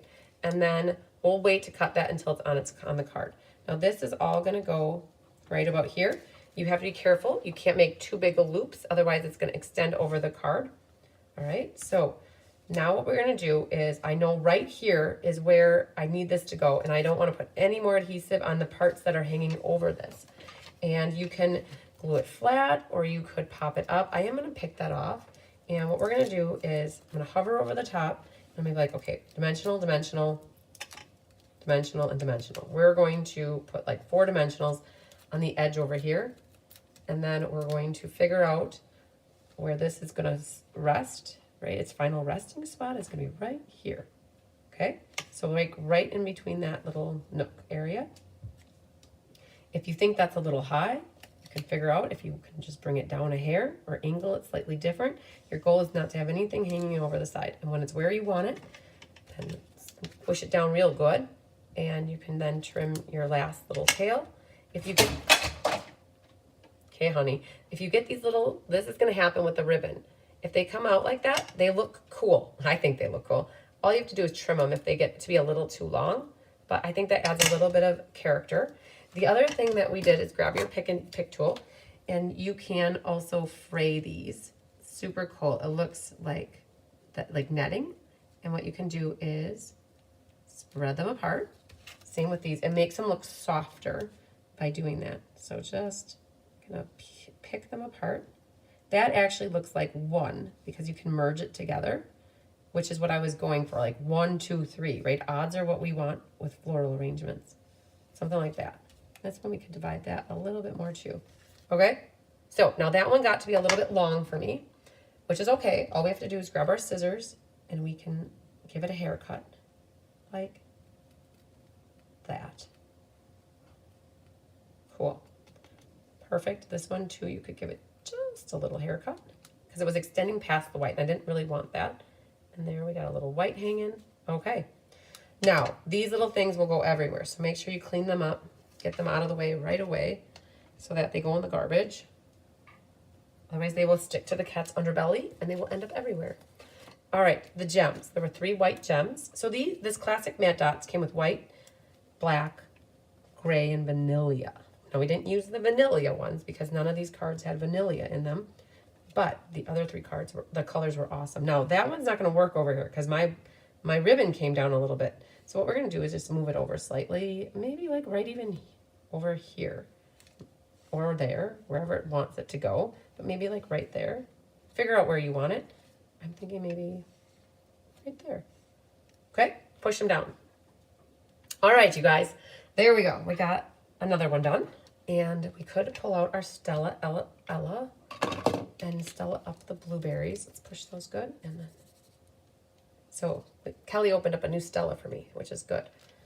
I had been holding out on you guys. Stella had taken an afternoon siesta for like many weeks, and I wasn't using her a lot, but we pulled her out only because she's not in the online store at the moment because she's out, so I felt bad using her. So then you could also do this black edge area here, which would be cool. All right, there it is.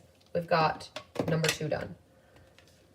All right, and again, you have to be careful when you open this, though. You will, because you don't want to just pull it up and potentially rip the paper, because that's what happened on my sample here. When somebody opened it up, it accidentally, this stuck to here, and then it ripped that blue paper, which is fine. It's my sample card. So we're going to put that back here, like that. So yeah, just be very careful opening this up. And that's what the back looks like. Now, if you want it to be very professional with it, you could use this right here and stamp another one and fussy cut it and put it as a sandwich, like behind here. And then all you would see is the white edging of it behind. And that would like clean it up just a little bit if you want it to be cleaner, right? And there's our inside. And you could definitely color your blueberries here as well. All right, so there we go. Numero dos, done. All right, so I'm gonna set this over here, and our last one is here, and that should be the last kit that has, or the last envelope that has bits and parts in it. So make sure there's nothing in there. And so what I do for people that are newer to me, I kit up, I shouldn't say I, because it's we. I don't do all this by myself. I could never do it all by myself. On the top here, you have your gems. We kit up a lot of card classes, like about 5 different classes are kitted on a monthly basis. And then sometimes there's 8.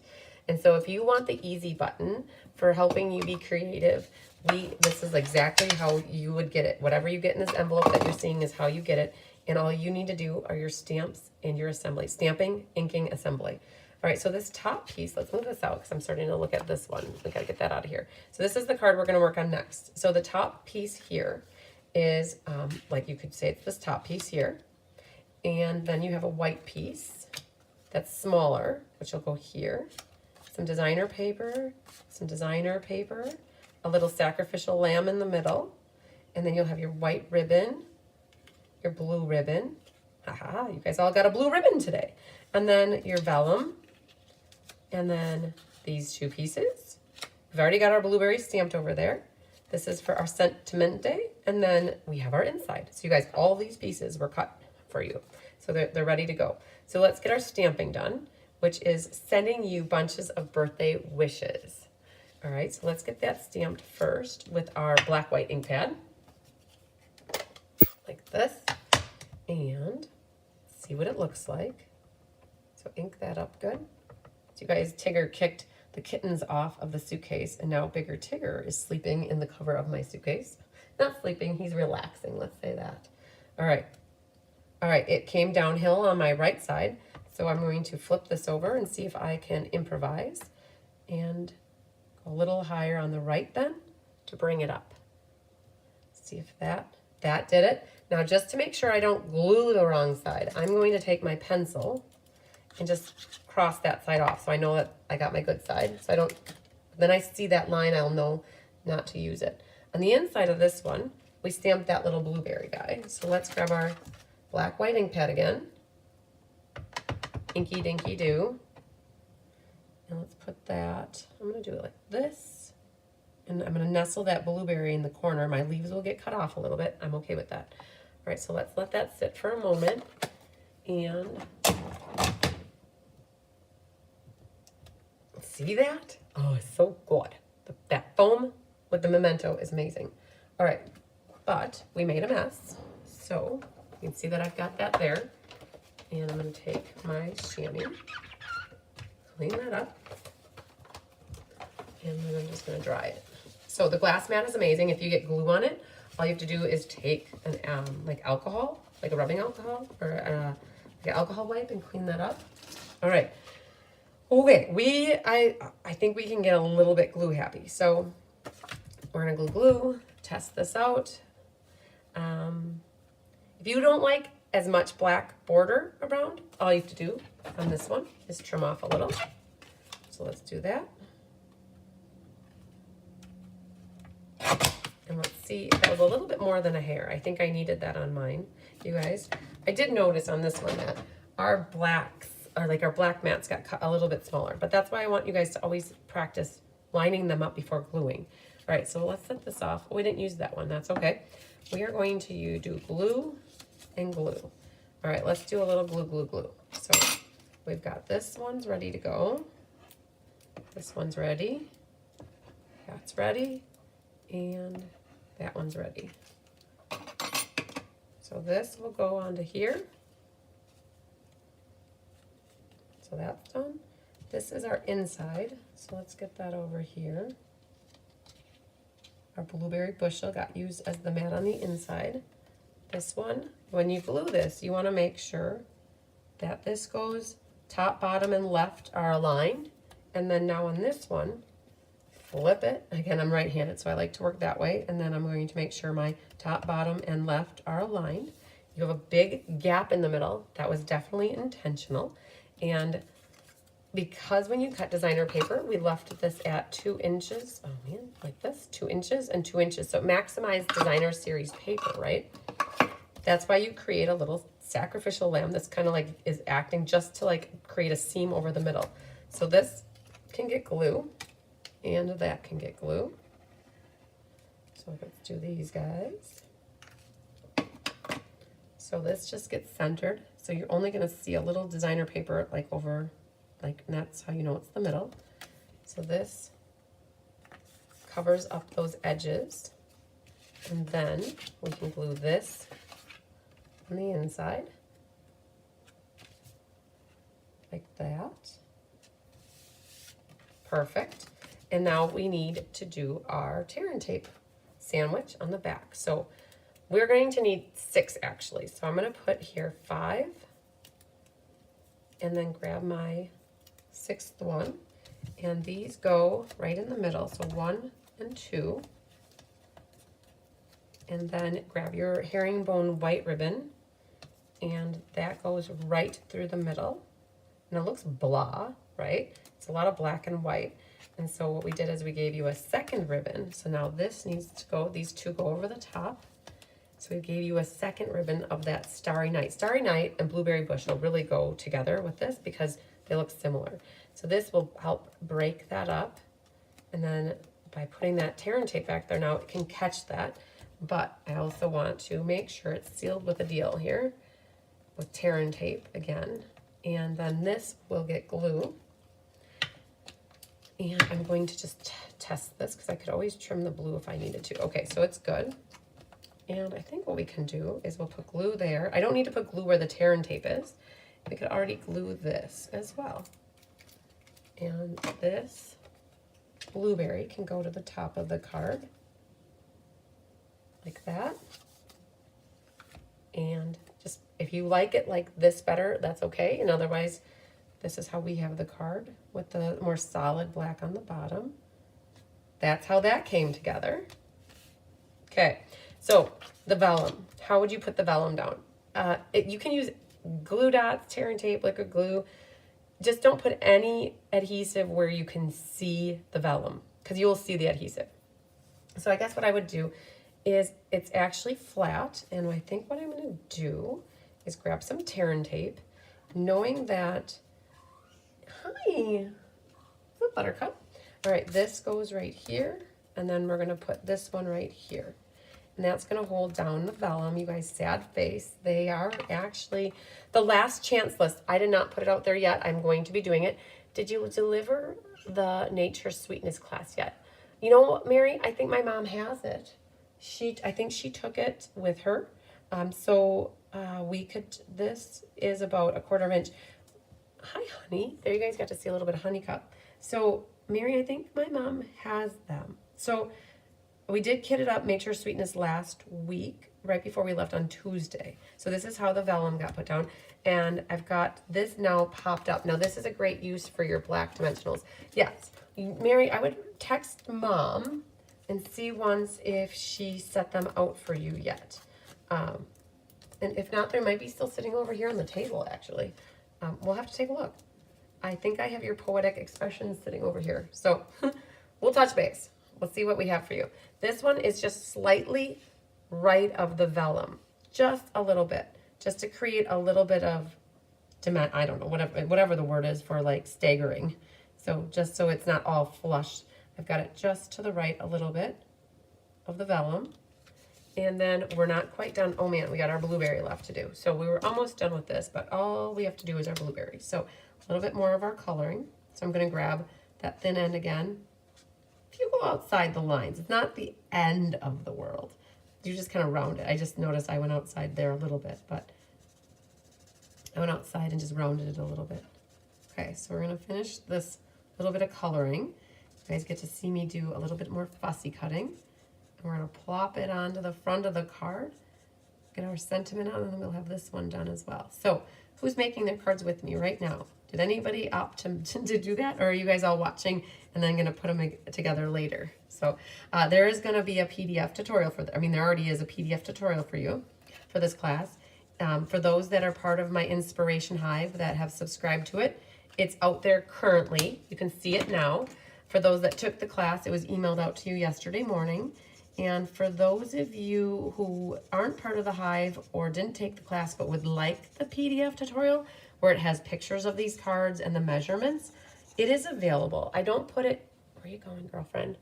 I don't put it out in my online store where I have my PDF tutorials because I don't generally put the 3-card classes out there, but it is available. So if anybody is interested in purchasing this class as the PDF tutorial, or it does come free when you get the kits, but if you want just the tutorial, I think it's $8, and you can always electronically send me money or send me a check, and then I would email it to you via like the internet. So, all right, we're gonna go back here. Let's just top these off a little bit and call this good to go. So again, we use blueberry bushel and then shaded spruce for the coloring today. You could pull in any other color. If you had Starry Night blends, that could work as well. And so now we get to do one more minor fussy cutting. All right, and then we're gonna do, after I'm done putting this last card together, we'll do the drawing for the door prize for this class. Anybody who placed an order to get it for free will do that. I think we had 8 people, which is awesome. And then you guys, we're gonna show you some swag. Like, holy Moses. Between gifts and things that I got from people that came and I met with, and then I got some things from Stampin' Up as well. For those that registered, you could get things in your, you got a backpack, and it was more, there was more. And then because I was in the top 100, I got to, I don't know what the requirement was. It was in the top of something. I got to pick, they asked me for my size, and so I gave them my size, and now I got to see what it is that I got. So I'll share that with you. And then for being Silver Elite and above, we got a little gift. Diane got the same thing, and Tracy Sorge got the same thing.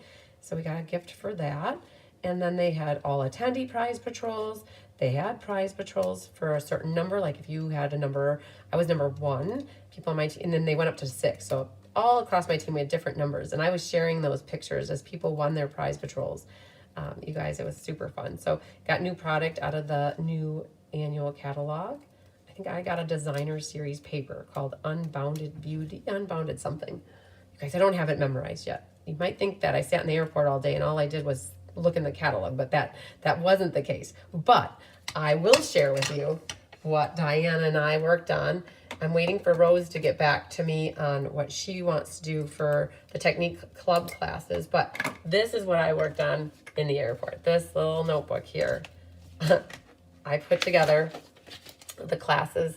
So, hey, for those that want to know what's coming up for May, June, July, and August, this is a sneaky peek into what I'm going to be featuring for classes. This is how I always do things. I go through the catalog and I pick out what we're doing for ink, paper, scissors, for Let's Just Stamp, for the May, or for the Sweet classes, all the ad hoc classes like Game Night, Memories, and More, Stamp-a-Stacks. Like these are what's coming up. When Rose tells me what she's going to do, I've got that. And then I've got all the monthly classes pegged, and then what I'm doing for the launch parties, we're gonna pull out for the Wounded Warrior benefit. We got one more stamp set to pick, and then you guys, this is what I worked on, my to-dos. So start the things that need to get done, and then yeah, my to-do list is almost 2.5 pages long. So I'm going to be working on them this afternoon while I'm watching Rose's class. I'm going to be working through my to-do list, you guys. We have a used stamp sale this weekend at the Eagles Club in Fond du Lac, Wisconsin. So if you are from the area and you would like to bring stuff for the sale or come shop other people's treasures that they're looking to part with, that is at the Eagles Club in Fond du Lac from 9 until 2.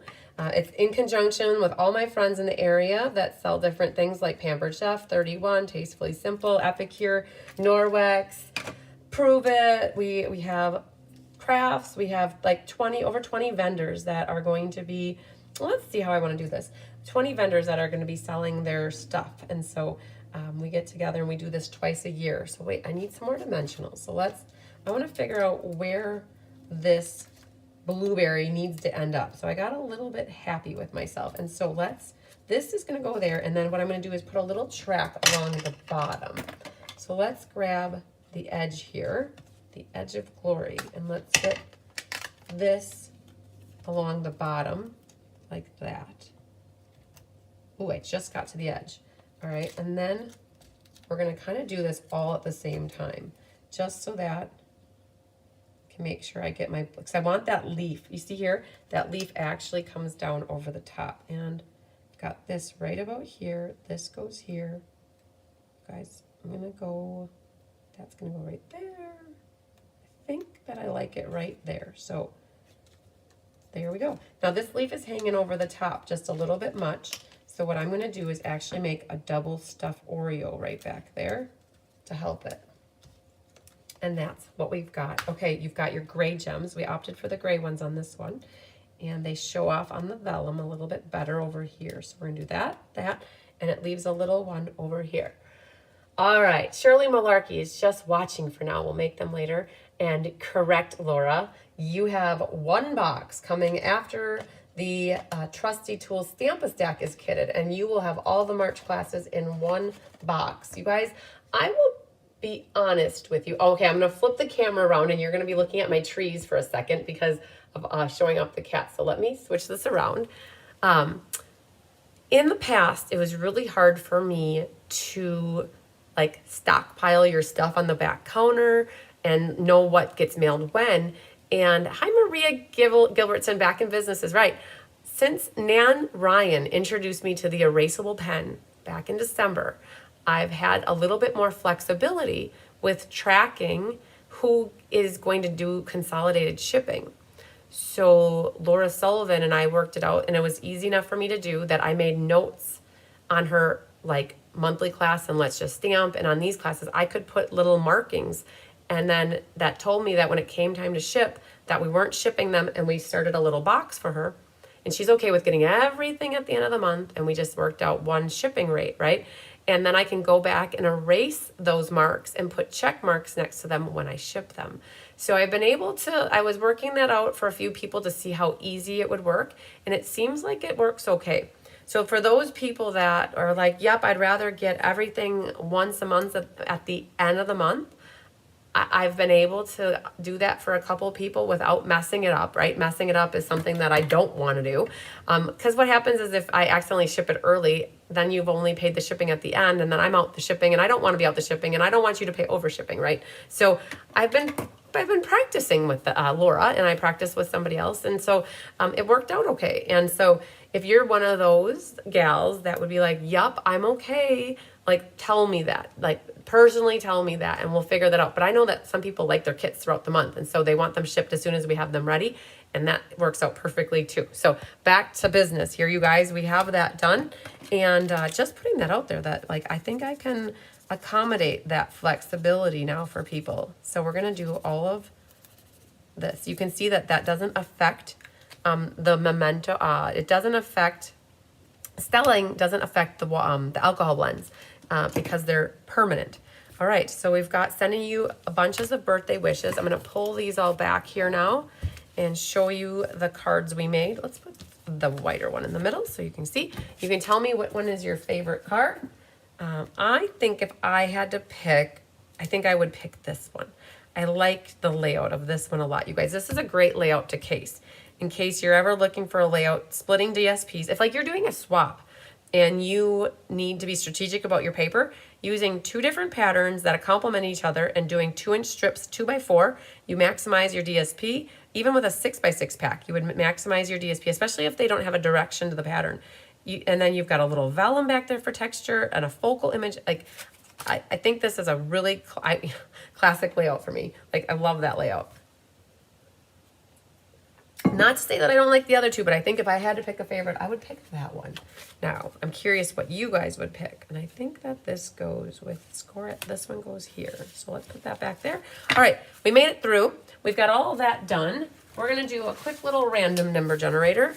And I said that we have 8. So let me open my book here to see what we've got for this. You guys, I still have lots of space available at my Nature's Sweetness class in case anybody would like to still get that. Cindy liked the last one. Another adorable. Love the set. Good, good. I'm totally good with 1 package a month. I'm always behind anyways. Feline, yes, we know that. You told me that. And we're going to help you get caught up. Or, you know what, Feline? Honestly, it's not bad to have past kits. I was thinking about this, you guys. I did this whole past class challenge, and it's in process right now. For anybody that had 2023 kits and prior, we didn't say 2024 because 2024 is still current in my head. So people submitted their number and a picture of their past classes, and we're trying to help people get motivated to make their kits. But then I thought, Feline, you know what? These kits are an investment in the future. You may not have time to make them now, but in 5 years, as long as you've stored your kits properly and you still have those slips attached with them and you have the PDFs, you can always go back when you have time to make these awesome cards. You know, you don't have to push to get them all done if you want to hold on to them and be strategic about saving some for the future. So Susan says she likes the last one. Feline, yes, her eyes avert to the last one as well. Mary likes them all. Penny says the first one. Okay, very good. All right, you guys, I'm going to pull up the random number generator, and we're going to put 8 in here. And when I hit the word generate, a different number or potentially 6 will populate. But we're going to see here what populates. And number 7. All right, let's go to the book. And number 7 is Sue Spigner. All right, Sue, congratulations to you, my friend. You are the winner of the door prize for today. Love it, love it. Okay. Then, all right, we are going, oh, Honey just brought her little lamb to me. She wants me to throw it, you guys. All right, so these cards, for all those that comment, what we do is we give these cards away eventually. It might not be like repeato, like fast, like, but eventually I have boxes. I've saved them all, and eventually Carissa just sent me a list of the random winners that were picked, and I will start to go through and but like announce the winners of the cards. So, Feline, she has 7 of her past kits done today, and she's working on number 8. I love it. So if anybody didn't get in on the past class challenge and you would still like to get in on it, contact me privately. I think we could make that happen.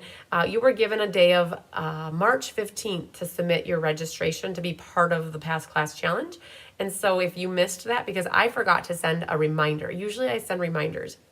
I think I might still send a reminder. I want to talk to Carissa first because she's helping me track everything. I'm going to see if where we're at with people who registered, and if a lot of people registered and got in on it, will be good. And if like only a handful did, then we might put out another reminder. I guess I'll touch base with her and see. So anybody has 2023 or previous kits, we're doing a challenge and giving away prizes at the end of the challenge, which is going through August. I think 30 or 31st, like August 31st. Okay, so you guys know how to do it, right? January, February, March, April, May, June, July. August has 31 days. Okay, you go by like the little bumps in your hands and you figure out how many months or how many days in a month there are. Okay, I learned that a long time ago. So I think we had till August 31st. I think you guys had 6 months to get your cards done and get in on the challenge. So it was just 2023 and prior. The other thing is that the Radically Retro Swap is happening next month. I think it's set for April 14th, which is a Sunday, and those swap cards are due by the 25th. So you guys have less than a week to get those cards to me. They are due to me by the 25th. So I had a box. I had boxes and packages waiting on the table for me. A lot of people have been starting to turn their Radically Retro swaps in, so which is great. Shirley said it was a fun class. Yay. Okay, so I think that, oh, Bigger Tigger sleeping on the suitcase now. I think we're officially done with class, and I'm going to spend maybe 20 minutes here going over everything that is in my box here to share, or my suitcase, so you guys can see what I came home with. And I was so happy when this box came off the conveyor belt and was waiting for me in Milwaukee, because I was going to be sad if somehow this box got lost or this suitcase got lost. Okay, so I'm going to start pulling things up. I'm going to drop the camera down here in a second too and share with you guys what I have. I think though I need to clean my stamps because I've got dirty stamps here. So Laura Sullivan, send me an email and I will forward you the information for the past class challenge. And anybody else that missed the past class challenge email and all that, we've been talking about it, I think, for a lot of February. I brought it up in different classes. And that happens, like, if you kind of miss something, then maybe you miss it the next time, and you miss it the next time, it's possible that you didn't see it at all. So just send me an email, please, an email, so that when I'm in my emails, like, I usually respond and reply a lot of emails when I'm sitting at my computer. That's when I log things, you guys. So getting emails when you want to sign up for things or want to get more information, it's easier for me to be at my computer when I reply. So just send me an email. Say, can you please forward me the details on the class card challenge? And I will take a moment and find the email in my inbox or in my sent box and forward it to you so that you have that. So Sandy Coy Emery. So technically, Sandy, this would be for classes that people got from me 2023 and prior. You just got a whole bunch of classes from me, and I would consider them current to you because you had them, you just got them now. The class challenge is for people who got classes from me in 2023 and prior, like physically received them in 2023 and prior. So like Feline Mays, for example. Hypothetically speaking, she has a class from December of 21, and she got the class physically from me in December of 21. That's a past class. If anybody received past classes from me this physically, like in January, February, and March, they wouldn't count because you haven't had them a long time. We're trying to help people and motivate people who have had classes in their possession for months and years. Like that is really the goal of this challenge. So like if you got anybody, not just Sandy, like somebody picked a past class from me that was something in my archives that I physically sent to them in the last month or two that was from years ago, that I wouldn't consider a past class because you just recently got it.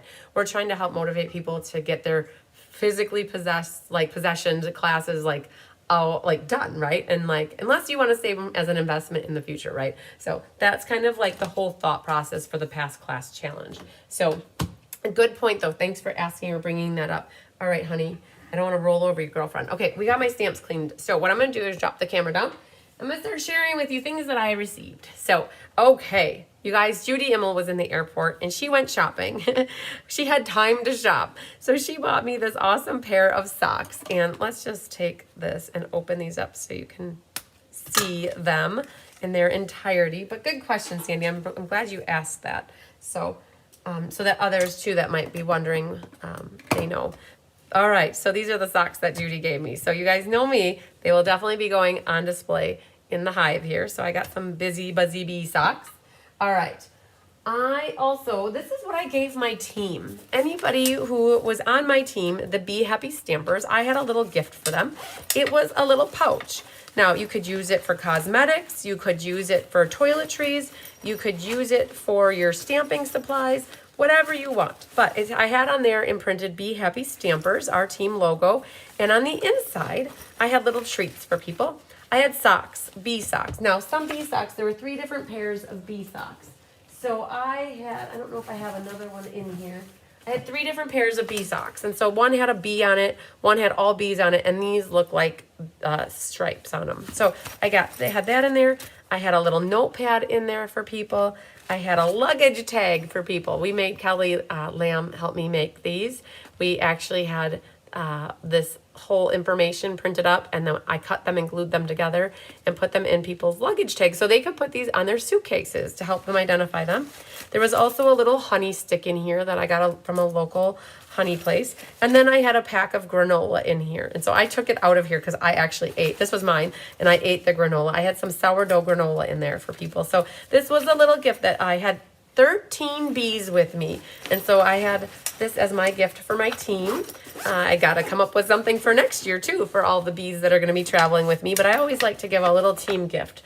It was a major investment for people that do OnStage because registration, I think was about, I don't remember. It was over, I think it was 300. I don't know if it was 275, if it was 300 or 320. I don't remember what it was, but it was an investment. Our plane tickets to get to Houston were like $575. So that there, if you could use miles, that was great. But we didn't. Not everybody had the miles. So, so that, and then the hotel. Most people were either 2 or 3 people, 3 person to a room, and so. I believe that was a few $100s. And so by the time you just had those 3 elements, you were at about $1,000. So it was a big investment for those on my team to go. And I appreciate everybody that took the initiative and spent the money to go. So I wanted to show a token of my appreciation. So I like to give a nice little gift to everybody. And I don't know what it's going to be like to fly or drive to Raleigh and how much registration is going to be, but it is a little investment. People on my team, there were 13 that made the investment, and I wanted to show them that I'm invested in them as well. And so I'm super, what you guys saw Honey back there? She's playing with a sponge or a dauber in the sink. So I truly appreciate you guys. It was so amazing. We all wore our yellow shirts on Thursday, Friday, and Saturday. It was a hit. Walking through the foyers, it was fun. I kind of brought up the rear a lot, and I just saw yellow, yellow, yellow. We walked like single filely through like the area because it was congested, and it was just like a trail of bees buzzing through, and it was just awesome. There was my favorite picture. We were able to secure the front row of one of the sections, and I did a panoramic video of it. You got a panoramic picture. I just got to share this with you. This was my favorite picture out of all of OnStage, and I was just delighted that we were able to sit all together. There's a lot of yellow, you guys. There really is. Yellow and purple. We were able to sit together because we did a breakout session. And that breakout session, let's see where it is. It's got to be right. It's back here further. We did a breakout, here it is. We did a breakout session, and we all almost did the breakout session, so there weren't a lot of other people. They sat closer. So I did a panoramic picture of all of the bees, and so we were all in a straight line, but the way the panoramic works is that it kind of angled it. But we took out, there's 14 rows, or 14 seats in the row, and we had 13 with me, and so I got a picture of all of us wearing our yellow shirts. Isn't that awesome? So cool. Well, Jenna didn't have yellow that day, but still, it's all right. She was wearing black. All right, so there we go. That was probably one of my favorite pictures of OnStage. And so then this one, we had some of our other friends sat like behind us in that row too. So it was all good. It was very good, you guys. That was awesome. I love that picture. So, all right. So on a side note, this was not something I got at OnStage, but this was waiting for me when I got home. For being in the top something, I was able to pick, I don't remember what the number was. And I'm supposed to say that less than 1% of demonstrators are awarded this, all right? So just putting that disclaimer out there so that I don't have to come back and delete this video in 5 years because I didn't tell you guys that. So we're required, because Stampin' Up! Doesn't want to get in trouble, they don't want us to get in trouble, to say that less than 1% of demonstrators earn this award or the achievement. So anyways, putting it out there. So this was one of my gifts for being in the top something. I don't know what like the top was, if it was 50 or if it was 100.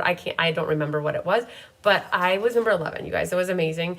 My mom has high goals for me next year. She's like, you're going to go for the top 10. I'm like, Mom, yes, whatever you want, Mom. I will work my butt off. So I make you proud. So the goal is top 10 next year. It really is. But this is something that was waiting for me because when Stampin' Up! Had them printed, they unfortunately did a bad job and they didn't have the logos centered. Some people had the logo over here. And so this was one of my gifts that I picked. I picked another bag, you guys. For those of you who know me, you know that Tyler gives me a hard time about bags because I don't need more bags. But don't you want a Stampin' Up! Bag all the time, right? So this was waiting for me when I got home. And so, yay! Some people had them with them there this past weekend, but I didn't. I don't usually travel with Stampin' Up! Bags because I don't want them to get wrecked. All right, this was another gift I got. It was a little hoodie, and so it has Stampin' Up! On the side. And so it's very soft and a long sleeve, and it kind of goes long like that. You can wear it with leggings because it covers up your butt. And so that's pretty cool. I got a little hoodie. All right. And then I got a swap card from her name. I'm going to share you the cards I got too. Her name is Naughty, and she's from La Crosse. And we met her on, we didn't meet her on the plane. We met her in Chicago, which is where our layover was. And she's from La Crosse. And we hung out with her throughout the weekend. We saw her in passing all the time, and we always said hi to her. And so we really connected with Naughty. She says she's naughty, but it's N-A-W-T. And so very cool that we got to hang out with Naughty. I also got a card here from Ann Van Willigan from Lexington, Kentucky. She's on my team, the Be Happy Stamper. She made me a very purplicious, pretty card with bedazzlies on it. It opens this way, and then it opens like this. And she said, Chris, thank you for your generosity of spirit, creating an amazing community and good opening and opening that circle for me, giving me some amazing memories. You are the best. So very cool. And then little hearts here on the bottom. And so this was from Anne. There's one more thing from Anne. It's in my bag, and I'm just pulling things from the top down. And then there's one more thing that I'll show you that Anne gave me. Now, you guys were talking about the color wheel. So this was one of our product playground things. Tell Tyler you can never have too many bags. Just like shoes, you guys, right? You can never have too many shoes. So the product playground, it was an opportunity to see and touch and feel things and see the colors. So this is the color wheel, and this is current with the new in colors. And the new in colors, you guys, are Petunia Pop right here. Petunia Pop. So the 5 that are going out are Orchid Oasis, Starry Sky, Sweet Sorbet, Parakeet Party, and Tahitian Tide. The new ones coming in are called Petunia Pop. Pretty in Pink is a blast from the past. That was an old color, or a retired color, that they are bringing back. They are bringing in a color called Basic Beige, but it's not back here. So there's a Basic Beige that is going to be kind of like vanilla. What's another one here? Peach Pie is a new color. Peach Pie. And what else? I don't know them off the top of my head. Do you hear honey? Oh, Summer Splash. She is going to town in the sink, you guys, with that dauber. Summer Splash, Shy Shamrock. So Shy Shamrock, Summer Splash, Petunia Pop, Pretty in Pink. And you guys help me out. What's the last one? Petunia Pop. Peach Pie. So Peach Pie. Okay, so those are the 5 in colors. So for those of you that have been with me through the years, I always do an in color club. I will still be doing an in color club. I will be sharing those details. It helps you get the in colors on a budget, and it helps you earn host rewards. And I like to give a free gift with it. So I do an in color club. Other demonstrators do it as well. Everybody does it a little bit differently, but I will be sending the details for my in color club soon. So if you're wanting to get them on a budget where like you want to get in with a club where you get host rewards, I give you 1 color each month and I mail it to you. So all right, so there's the color wheel for those that have heard and seen about that. This was my prize patrol, and it is a pack of designer series paper called Unbounded Beauty. And I'll show you the sheets on it right away. This is, I don't know if you guys saw it, it is on my radar to do Unbounded Beauty as a suite class in May. So I already have the DSP to work with. I already got my pre-order in as well. So it's kind of tie-dye, like watercolory. That's a really pretty pattern. These feature the new in colors, actually. Peach Pie, Pretty in Pink, Petunia Pop, Shy Shamrock, and Summer Splash. There they are. All right, so that's the paper I got. Now that was my prize patrol. All right, it's a good thing I just opened this because my suitcase got a little bit wet in the airport, and I just felt the paper here, and it is water damaged. Look at that. You can even see the edge here. So I have to let this air dry. I'm so happy I opened that up. I would not have done that if we didn't do this live. Okay, so there's the designer paper. Everybody could go up in the product playground and I'm going to open this up too, because I had my suitcase was wet, and this, you can see it got crunchy. Yep, this top sheet here, these top sheets are wet. So I guess you'll have that. So it's all good. This is grid paper that you can put underneath your workstation while you're working, and it's white on one side, and then it says better than a box full of puppies, a paper pumpkin. And so I'll let this air dry too. So I'm glad we pulled that out as well. You guys, what are you doing back here? All right, so that was a free gift. So Judy Sharp was part of our group. She's not on my team, but we opened her with open wings. As with Randy Schultz, there were a couple people in my community of stampers that were traveling to OnStage alone, and they reached out to me and wanted to be part of our group. And so Judy Sharp hung out with us a lot, and so did Randy Schultz. And this is a gift from Judy Sharp. They have a hive, the hive, out in California, where she's from, close to where she's from, and it's got a little engraved bee on the top. And so she gave me this water bottle, so a bottle that you can be used for anything. She thought it would be perfect here in my hive, and so I have a bottle now that says the hive on it. So that was from Judy Sharp. Thank you so much, Judy. Everybody, we got an all attendee giveaway, and this is a new stamp set. It's a background stamp in the, it's called the Leaf Collection. And so I've got a new stamp set out of the new annual catalog. This was part of so many past classes. Yes, Fleen Mays. I think I think you might be like the number one, the highest number of past classes to work on. So this was in all of our registration bags. We got backpacks. And so this is a little book that we got. And it's ruled and it's got lines in it. And it's yellow, you guys. It's super cool because it's yellow. So it was kind of like bee-ish to us. I love it. All right, so there's that stuff. And then we could buy optional swag from Stampin' Up. And I bought this hat. It was part of like during our registration process, we could buy things. And so I bought this hat. And so this wasn't a free gift, but it was something that I got at convention because they gave it out. Now, I also bought a sweatshirt, but those sweatshirts apparently were not ready. So they're going to be mailed to us separately.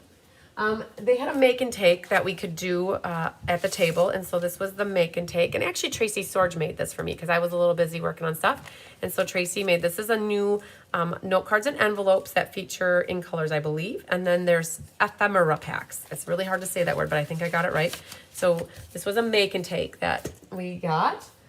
And this was my Silver Elite gift that like Diane and Tracy also got this for being Silver Elite. This is actually, and it's full of stuff. So let me just bring out this stuff and show you what this does.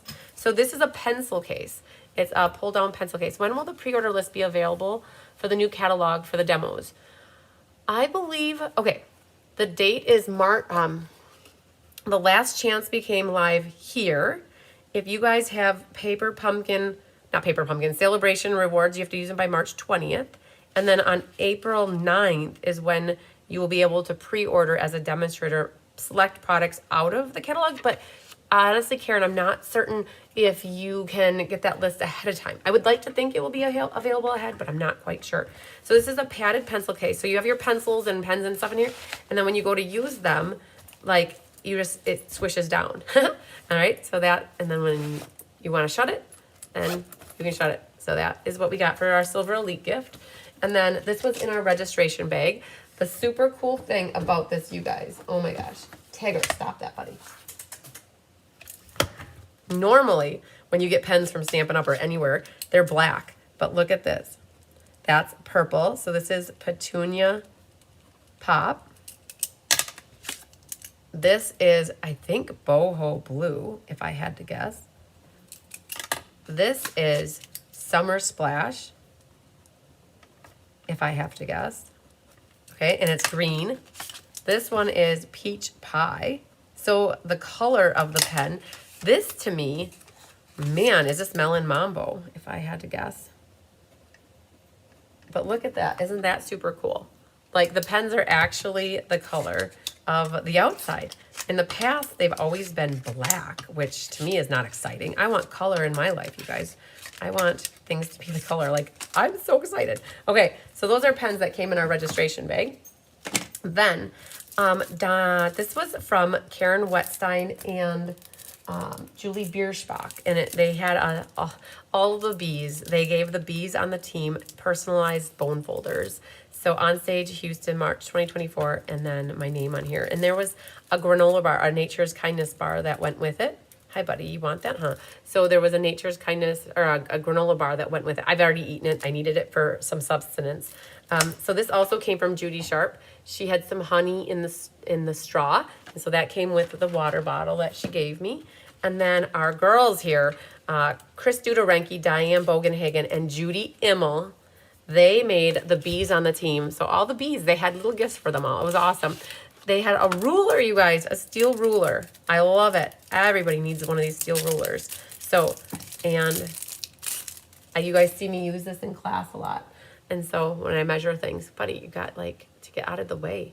And then, so the steel rule, they gave everybody an erasable pen of a varying color and a pencil. And I had to be getting purple, of course. So they gave me my favorite color. And so that, and they made these little boxes just for you from Judy, Chris, and Diane. So very cool. All right, so they made all these little boxes at the retreat a couple weeks ago.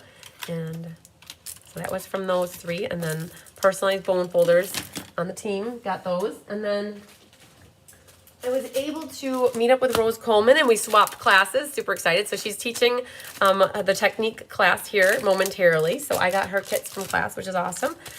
This was a swap card that somebody, I can't remember everything, and there's no name on the back, but it was a calendar card that somebody made, and I got one of these. And I had team hats made, you guys. So if you're on my team, the Be Happy Stamper, I brought these along in case people on the team wanted them, and so I actually have hats for sale. If anybody wants to get hats, just reach out to me and let me know you're looking for one, and I will tell you how much they are. Honey, get your head out of there, girl. That. You guys are a little ruthless today. All right, so I've got team hats in case anybody didn't get in on the hats. I've got them available now. And I have this right here is what was in our backpacks, which I haven't shown you yet. So this was in our backpack. So Stampin' Up on the top, and I have this full. All right, so these are Karen Forwards. She made this for everybody, these little pads. And mine, I gotta show you, there's more in the house of that from Karen's gift. All right, Ann Van Willigen made this awesome gift. I had to take and make them flat. Okay, so Julie, honey, stop it. This is the little bone folder here was attached to this. All right, so Ann Van Willigen gave everybody on the team. So the team was very generous to each other, you guys. It was amazing. They knew how many people from the team were going, and they made team gifts for everybody. And so Ann Van Willigen had this pecan divinity, and she made these, You're as Sweet as Honey. And then there were honey sticks, which I'm not quite sure where I put the honey sticks, but the honey stick went through here, and then this was wrapped around these. And she sent me home with the extra one so I could give them to my helpers. So my helpers get a little gift. You guys, you're packaging, and you think that they're treats, you guys. My goodness. All right. So in here, I also have a card here. This was from Randy Schultz from Michigan. She took the, I think, Everyday Details dies, and she cut that out, and then she stitched. Love it. She took the baker's twine and sewed and stitched that. So this was a swap card I got from Randy Schultz. This was from Karen. Now, I might be wrong, you guys. Okay, back up. This gift here was from Julie Bierschbach. Karen Wetstein made these boxes. I think Julie and Karen, you guys separated and did things individually. I remember that now because this box came. So again, you guys, the bone folder and the granola bar were from Julie Bierschbach. And then Karen Wetstein made this box. And in the box she gave me was purple. And these are like those little paper pumpkins. And she had pens made up. Look at that. She had pens made up that said, Be Happy Stampers. And then she had a block. Now, you guys, Julie and Karen, you might have to explain. Maybe you guys went in together on both of the gifts, or you did them separate. But this is also personalized with my name, a block, OnStage, and then Houston, March 2024. And so they had the whole team made up with blocks. So you guys, okay, everything happens so fast, right? So I just know that between Karen and Julie, it was this box and then the bone folder. Personalized gifts for the team was awesome. This was from my upline, Kelly Atchison, and it was a little bag here, and inside she gave me a little Starbucks gift card, a Stroop waffle, a pen, and then there's some little lemonade packets, and then a Kleenex packet. And so that was from my upline, Kelly. And then some more swap cards here I got. Now, I didn't make swap cards, you guys. I gave everybody a little gift that was like a paper pumpkin gift. Hi, buddy. Are you begging? I'm trying to think names, you guys. So if this is from Judy Sharp, the card that she made that went with the bottle. So that was Judy Sharp's card. I'm trying to... Maria Gilbertson. If I have to guess, this is your card that you gave me, Maria Gilbertson. And then this is... there's a wet wipe in here. Hooray. Can't wait to see you. That was from Teresa Weirmouth. I got a little make and take here, a little swap. And then this is from Sherry Pyers. She gave me a card. And then this one is from Brandy Cox. She gave me a card. So I got to sit right next to Brandy. She was right in front of us a couple feet. And she is an amazing person. I absolutely adore Brandy. So this is a little card she made me. And then this also here is from these guys. I need to rearrange this out of here. I don't want to rip this. So this box kind of got, these like are little dividers so you can make them different sizes. And this right here is a little treat that I'm sharing with Tyler. And this is from, oh, and it got a little bit beat up. So we had rain on the tarmac, I think, and our box, like my suitcase must have been on the top because it got a little bit wet. So this was a cute, adorable package at one point. Now it's got a little bit of seen better days going with it. Cute little box here, or like a little pouch, and purple ribbon from the hydrangea. And in the inside, now I'm going to share this with Tyler. Ann Van Mulligan gave me a little single barrel bourbon because Tyler absolutely loves bourbon. And so it's got this little horse on here, and the seal is still good. And so I can't wait to give this to Tyler tonight. And she's got a couple little pom-poms in there for decoration. Okay, so here's the deal, you guys, with the hot sauce. It's sad news. Hi, Anique. Hi, Janice Ormiston. The images are blurred on the website also when I downloaded it using my phone. I'm not sure what images, Janice. You're going to have to tell me what images you're talking about because I have shown off so many things since I saw your comment that I'm not sure what images are blurred. So the hot sauce, you guys. So this was my name badge. People asked what this was all about. So this was like your prize patrol number. This was what country I'm from. This barcode or this QR code brought up our schedule, and that was what lunch I had. You guys, the first badge here is that I'm Gold Elite and the top performer in the country in team building, sales, and leadership, and a top performer overall. And then I had annual sales, annual leadership, and annual team building that I had been awarded, and I was an achiever of the incentive trip. And so that was my ribbon that really got squished. And then we got some pins as well for OnStage. And so that was what we wore around our neck, our little name badge. So the hot sauce. So long story, as short as I get, we got delayed, right? You know that. We got delayed, and so we had 14 hours to spend. So the girls went shopping. Diane, Judy, and Chris all bought hot sauces in those little outhouses, and they're flaming hot, right? So they bought hot sauces. All right, no big deal if we would have made it home in one day. But because they were 5 ounces or over, what happened was we went to the hotel, we spent 6 hours or 7 hours sleeping, and we had to go back through security. On Sunday night, they would not give us our bags. We tried. We got yelled at. We got like across, it was just not pretty. Like this customer service representative is going to be named in our like letter to American Airlines for what we went through. It really is going to happen. And so we were without our bags. So all 8 of us had to go to the hotel with nothing but what we had on us. And we had no toothbrushes. They wouldn't give us toothbrushes because they didn't have any toothbrushes at the hotel. We did not have a change of clothes, except for maybe Julie Bierschbach. She might have been smart about having some extra clothes. I heard she might have had a different shirt or something. I'm not sure. But like we didn't have underwear with us, right? We didn't have deodorant with us. We didn't have anything really with us. We did not travel thinking we were not going to get home.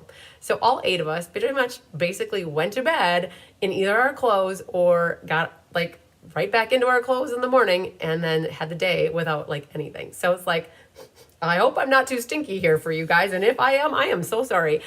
So what happened is when we went through security, we really had to go through security again. And Chris, Judy, and Diane got stopped because they had something that was over 3 ounces. And Judy and Diane went back to the beginning and they checked their Stampin' Up! Backpacks, which I really was sad that they had to, because you don't want to check a backpack, but they checked their backpack. Well, Chris Duderenke didn't want to check her backpack, so they threw away her hot sauce. Had we known and been able to talk, we would have put everything in one backpack and then just checked one backpack and nobody would have lost their hot sauce. But Chris was like, I don't want to deal with it. I'm just going to wait. I'll be fine. So that was what we went through. So Chris lost her hot sauce. And so it was sad. And she at least could save the little outhouse. So she paid $20 for the little outhouse thing. And she's going to go buy a hot sauce from the store and put it in for her son-in-law. So that was the story with the hot sauce. It was a sad day for us with traveling. It really was one thing after another, after another, after another. And then there were 10 more things after that, you guys. We made the best of it, but it was really not that delightful. We all stayed smiling though. All right, so I have here more things. I'm gonna run through these, and I can't say unless there's a name. So this is Nancy Spence. She made. Oh, I have to share this with you guys. What this looks like. Super cool little make and take. You guys, people swap things, and they make different things to swap. So Nancy Pence made this. Super cool. And these open up and there's tea in that one. There's tea in that one. And then, you guys, she made 50 of these. It was amazing. All these little tea packets. Super. Here comes Tigger. He thinks I have treats, you guys. Here he's coming. And so that was one thing that she made. This was a little Post-it note thing that she made. He thinks I have treats, you guys. And then this was from Judy Immel, wishing you a pot of gold. And 4-leaf clover for good luck on the inside here. And then this was from Judy Sharp. She made... These are cute little 3D projects. So this one is it's a bag. It's for your book. It's for a book, right? So when you have your book, it's like a bookmark is what that is. Super cool. And then this is a little stroop waffle. So when you open this up, it's a baby little one of these things, a Dutch caramel and vanilla. Little stroop waffle. That's what's in here. This is little Tic Tacs. Oh, this was the wrapper from Julie's over here. So Julie had one of the Nature's Valleys bars in here. And so I saved that. I ate the bar though, you guys. I was starving one day and I'm like, I need sustenance. All right, so here's another one. We got this for Tyler so he can have his own stroop waffle. We kept smiling. This is Tic Tacs, you guys. A little baby Tic Tac is in there. And this is where our pins came in. This is what I bought Tyler. These dark chocolate blueberries. Yay. Oh, man. Tigger thought I shouldn't have done that, you guys. That is teasing Tigger. That is really teasing him. He really thought that I had treats for him. I'm so sorry, buddy. He hears the crinkling, and he thinks... This is from Lisa LaFramboise, Stampin' Kindness. She's from Colorado. She's on the team. This opens up. Oh, my goodness. I didn't even look in here. Little Godiva bars. Little bricks of gold. I love it. So that's from Lisa LaFramboise. She found the perfect little packaging for these. Sorry, Tigger. I'm so sorry, buddy. Another one of these. Oh, we have the Sassy Stamper. She's the one that created little calendars here that we can use. Randy Schultz. She has here a little bookmark, like a page bookmark thing too as well. And so there's little baby magnets in there that hold that together. Sorry, buddy. This is from, man, White Chocolate. There's a little notepad with a pen. This is super adorable. Whoever gave this to me, please let me know. I can't remember. Is it Maria Gilbertson? Maria, I don't know if you're still watching. Was this from you? Trying to narrow down stuff. And so then we received a kit, one of the new kits that's coming out, I believe. It's called Hooray for Honeycomb. And that's a new kit that we've got. So everybody got this as an all-attendee giveaway. All right, so that's that. Not done, almost done, not done, not quite done. All right, they gave everybody, so somebody on my team got this. You either got the pad of paper and you got a stamp set. And so somebody on my team gave me this. Hi, Sharon Henson calling. I'll have to call you back later. So one of my team members gave me this because they said they don't need it. So I got that as an extra gift. There was some pretty ribbon. This is some of the new ribbon that was used to wrap around something. Petal pink ribbon. This is the backpack. Let's see if I can show it to you guys. This is the backpack that we got. You probably saw them in pictures. And so this opens up and there's the name tag so everybody can put their name tags on. I've got mayonnaise, you guys. I've got mayonnaise in here. Guess I didn't use it. This has like a little cord that you can hook up to a battery bank, and then you can charge your phone through it. And there's a spot for a laptop. There's pouches in here. That little orange thing that I showed you, that fits in here as well. So let's just open this really quick. It's really cool that everybody got a backpack. I love backpacks. So this goes down. There's actually a little shelf in here, that the little orange thing, and then there's a shelf that you can put things in the top. If you take the little orange thing out, that it doesn't like all go everywhere, all your things. Okay, so the backpack here, I'll hold it up this way. Maybe it's easier to see, so you guys can see like the backpack is super cool. Again, that goes down, and then this orange thing goes in here like that. So that sits in there like that. And then that shuts, and then there's a shelf that can flip down. So the backpack was super cool. Okay, all right, there's just a couple more things, you guys. Let's see here. Okay, so this was the bag. Judy Sharp gave me the bottle in, which was super cool. It has a little bee on it as well. That little bottle was in there. And then for being Silver Elite, they had something special for Silver Elite that you could go to a private area for Silver Elite and above to go to, and everybody got a mug. Oh, I got a Kind bar in there. I took a couple Kind bars in case I needed them for sustenance. So you could mingle and talk with other gals that were Silver Elite and above, and so there's a little mug that will go on display. And, oh, there's one more card here. Let me show you this. I got one more swap card, it looks like. We met a lady in the airport yesterday. It was, Sunday now already. We spent the day, and so she had extra. Her name is Pam Del Castillo, and so we got a swap card from her. So, yay. So they took all your olive oil. Oh, that is so sad. Okay, I would have been really upset. So it depends on who you get as well. Sometimes they're really nice, and sometimes they're not really nice. So Diane Bogenhagen had a better experience with who she worked with because she's TSA pre-check. So they allowed her to take some of the things out of her bag and put them into her bag because she would have gone ape. I shouldn't swear. She would have we were all emotional, right? By the end, not with each other, right? We were really supportive with each other, but all we had to have is one more person that was mean or negative or yelled at us for whatever reason. We would have gone we would have went AWOL on them. And so Diane was on the verge, and the guy looked at her and said, okay, you can take these. And so they were gifts for her grandkids, right? Armadillo eggs and rattlesnake eggs. And there was something, or armadillo poop, little chocolates, right? That were cute for kids. And they would have gotten smashed and broken up if they would have been in that backpack going through baggage stuff. And so the guy gave them to her and put into her bag. But Judy Immel's person was nope, you can't touch anything in there. You cannot touch it. It has to be checked as is. And which was so stupid because if you're given the bag on the other side, you should be able to go check it. And she's like, what if my cell phone would have been in there? And they wouldn't have allowed me to get it. And her cup was on the outside, and they only allowed her to take her cup, which is on the outside. It was we had all different experiences. It is what it is. So, but I'm not going to keep complaining about that. But we were happy that we were with each other, and that's all that counted, is that we were together. If anybody would have been by themselves having to go through this, it would not have been as good. So, but yay. Okay, you guys, I'm going to sign off because Rose's class is starting momentarily, and I want to be there to support her and welcome people into her class that took it, that are my gals. And so I'm going to sign off for this class. You guys, we have class on Thursday night, the Nature Sweetness class. Anybody who signed up for classes in the last week, just know that I haven't gotten a chance to mail them. I have a hot mess of stuff now. Jenna, you would not be happy with me. The general area here is a very hot mess. And so I'm going to try my best to kind of get stuff situated. I've got a laundry list of to-dos to work on this afternoon, and I'm going to try to work on a lot of that stuff and get caught up. And then I'll work on probably shipping out kits to people in the next day or two, that people who've gotten classes and ordered them from me.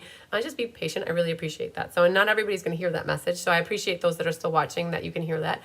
So yes, we kept smiling. That is so true. So that is the story. You guys, Bigger Tigger is now back in my suitcase, and they want me to feed them, I think. So I'm going to go catch some lunch as well while I watch Rose. And if you guys need anything, don't hesitate to reach out. I'll get back to any correspondence as soon as I possibly can. So lots of sunshine, love, and big hugs to you guys. Thanks again for watching.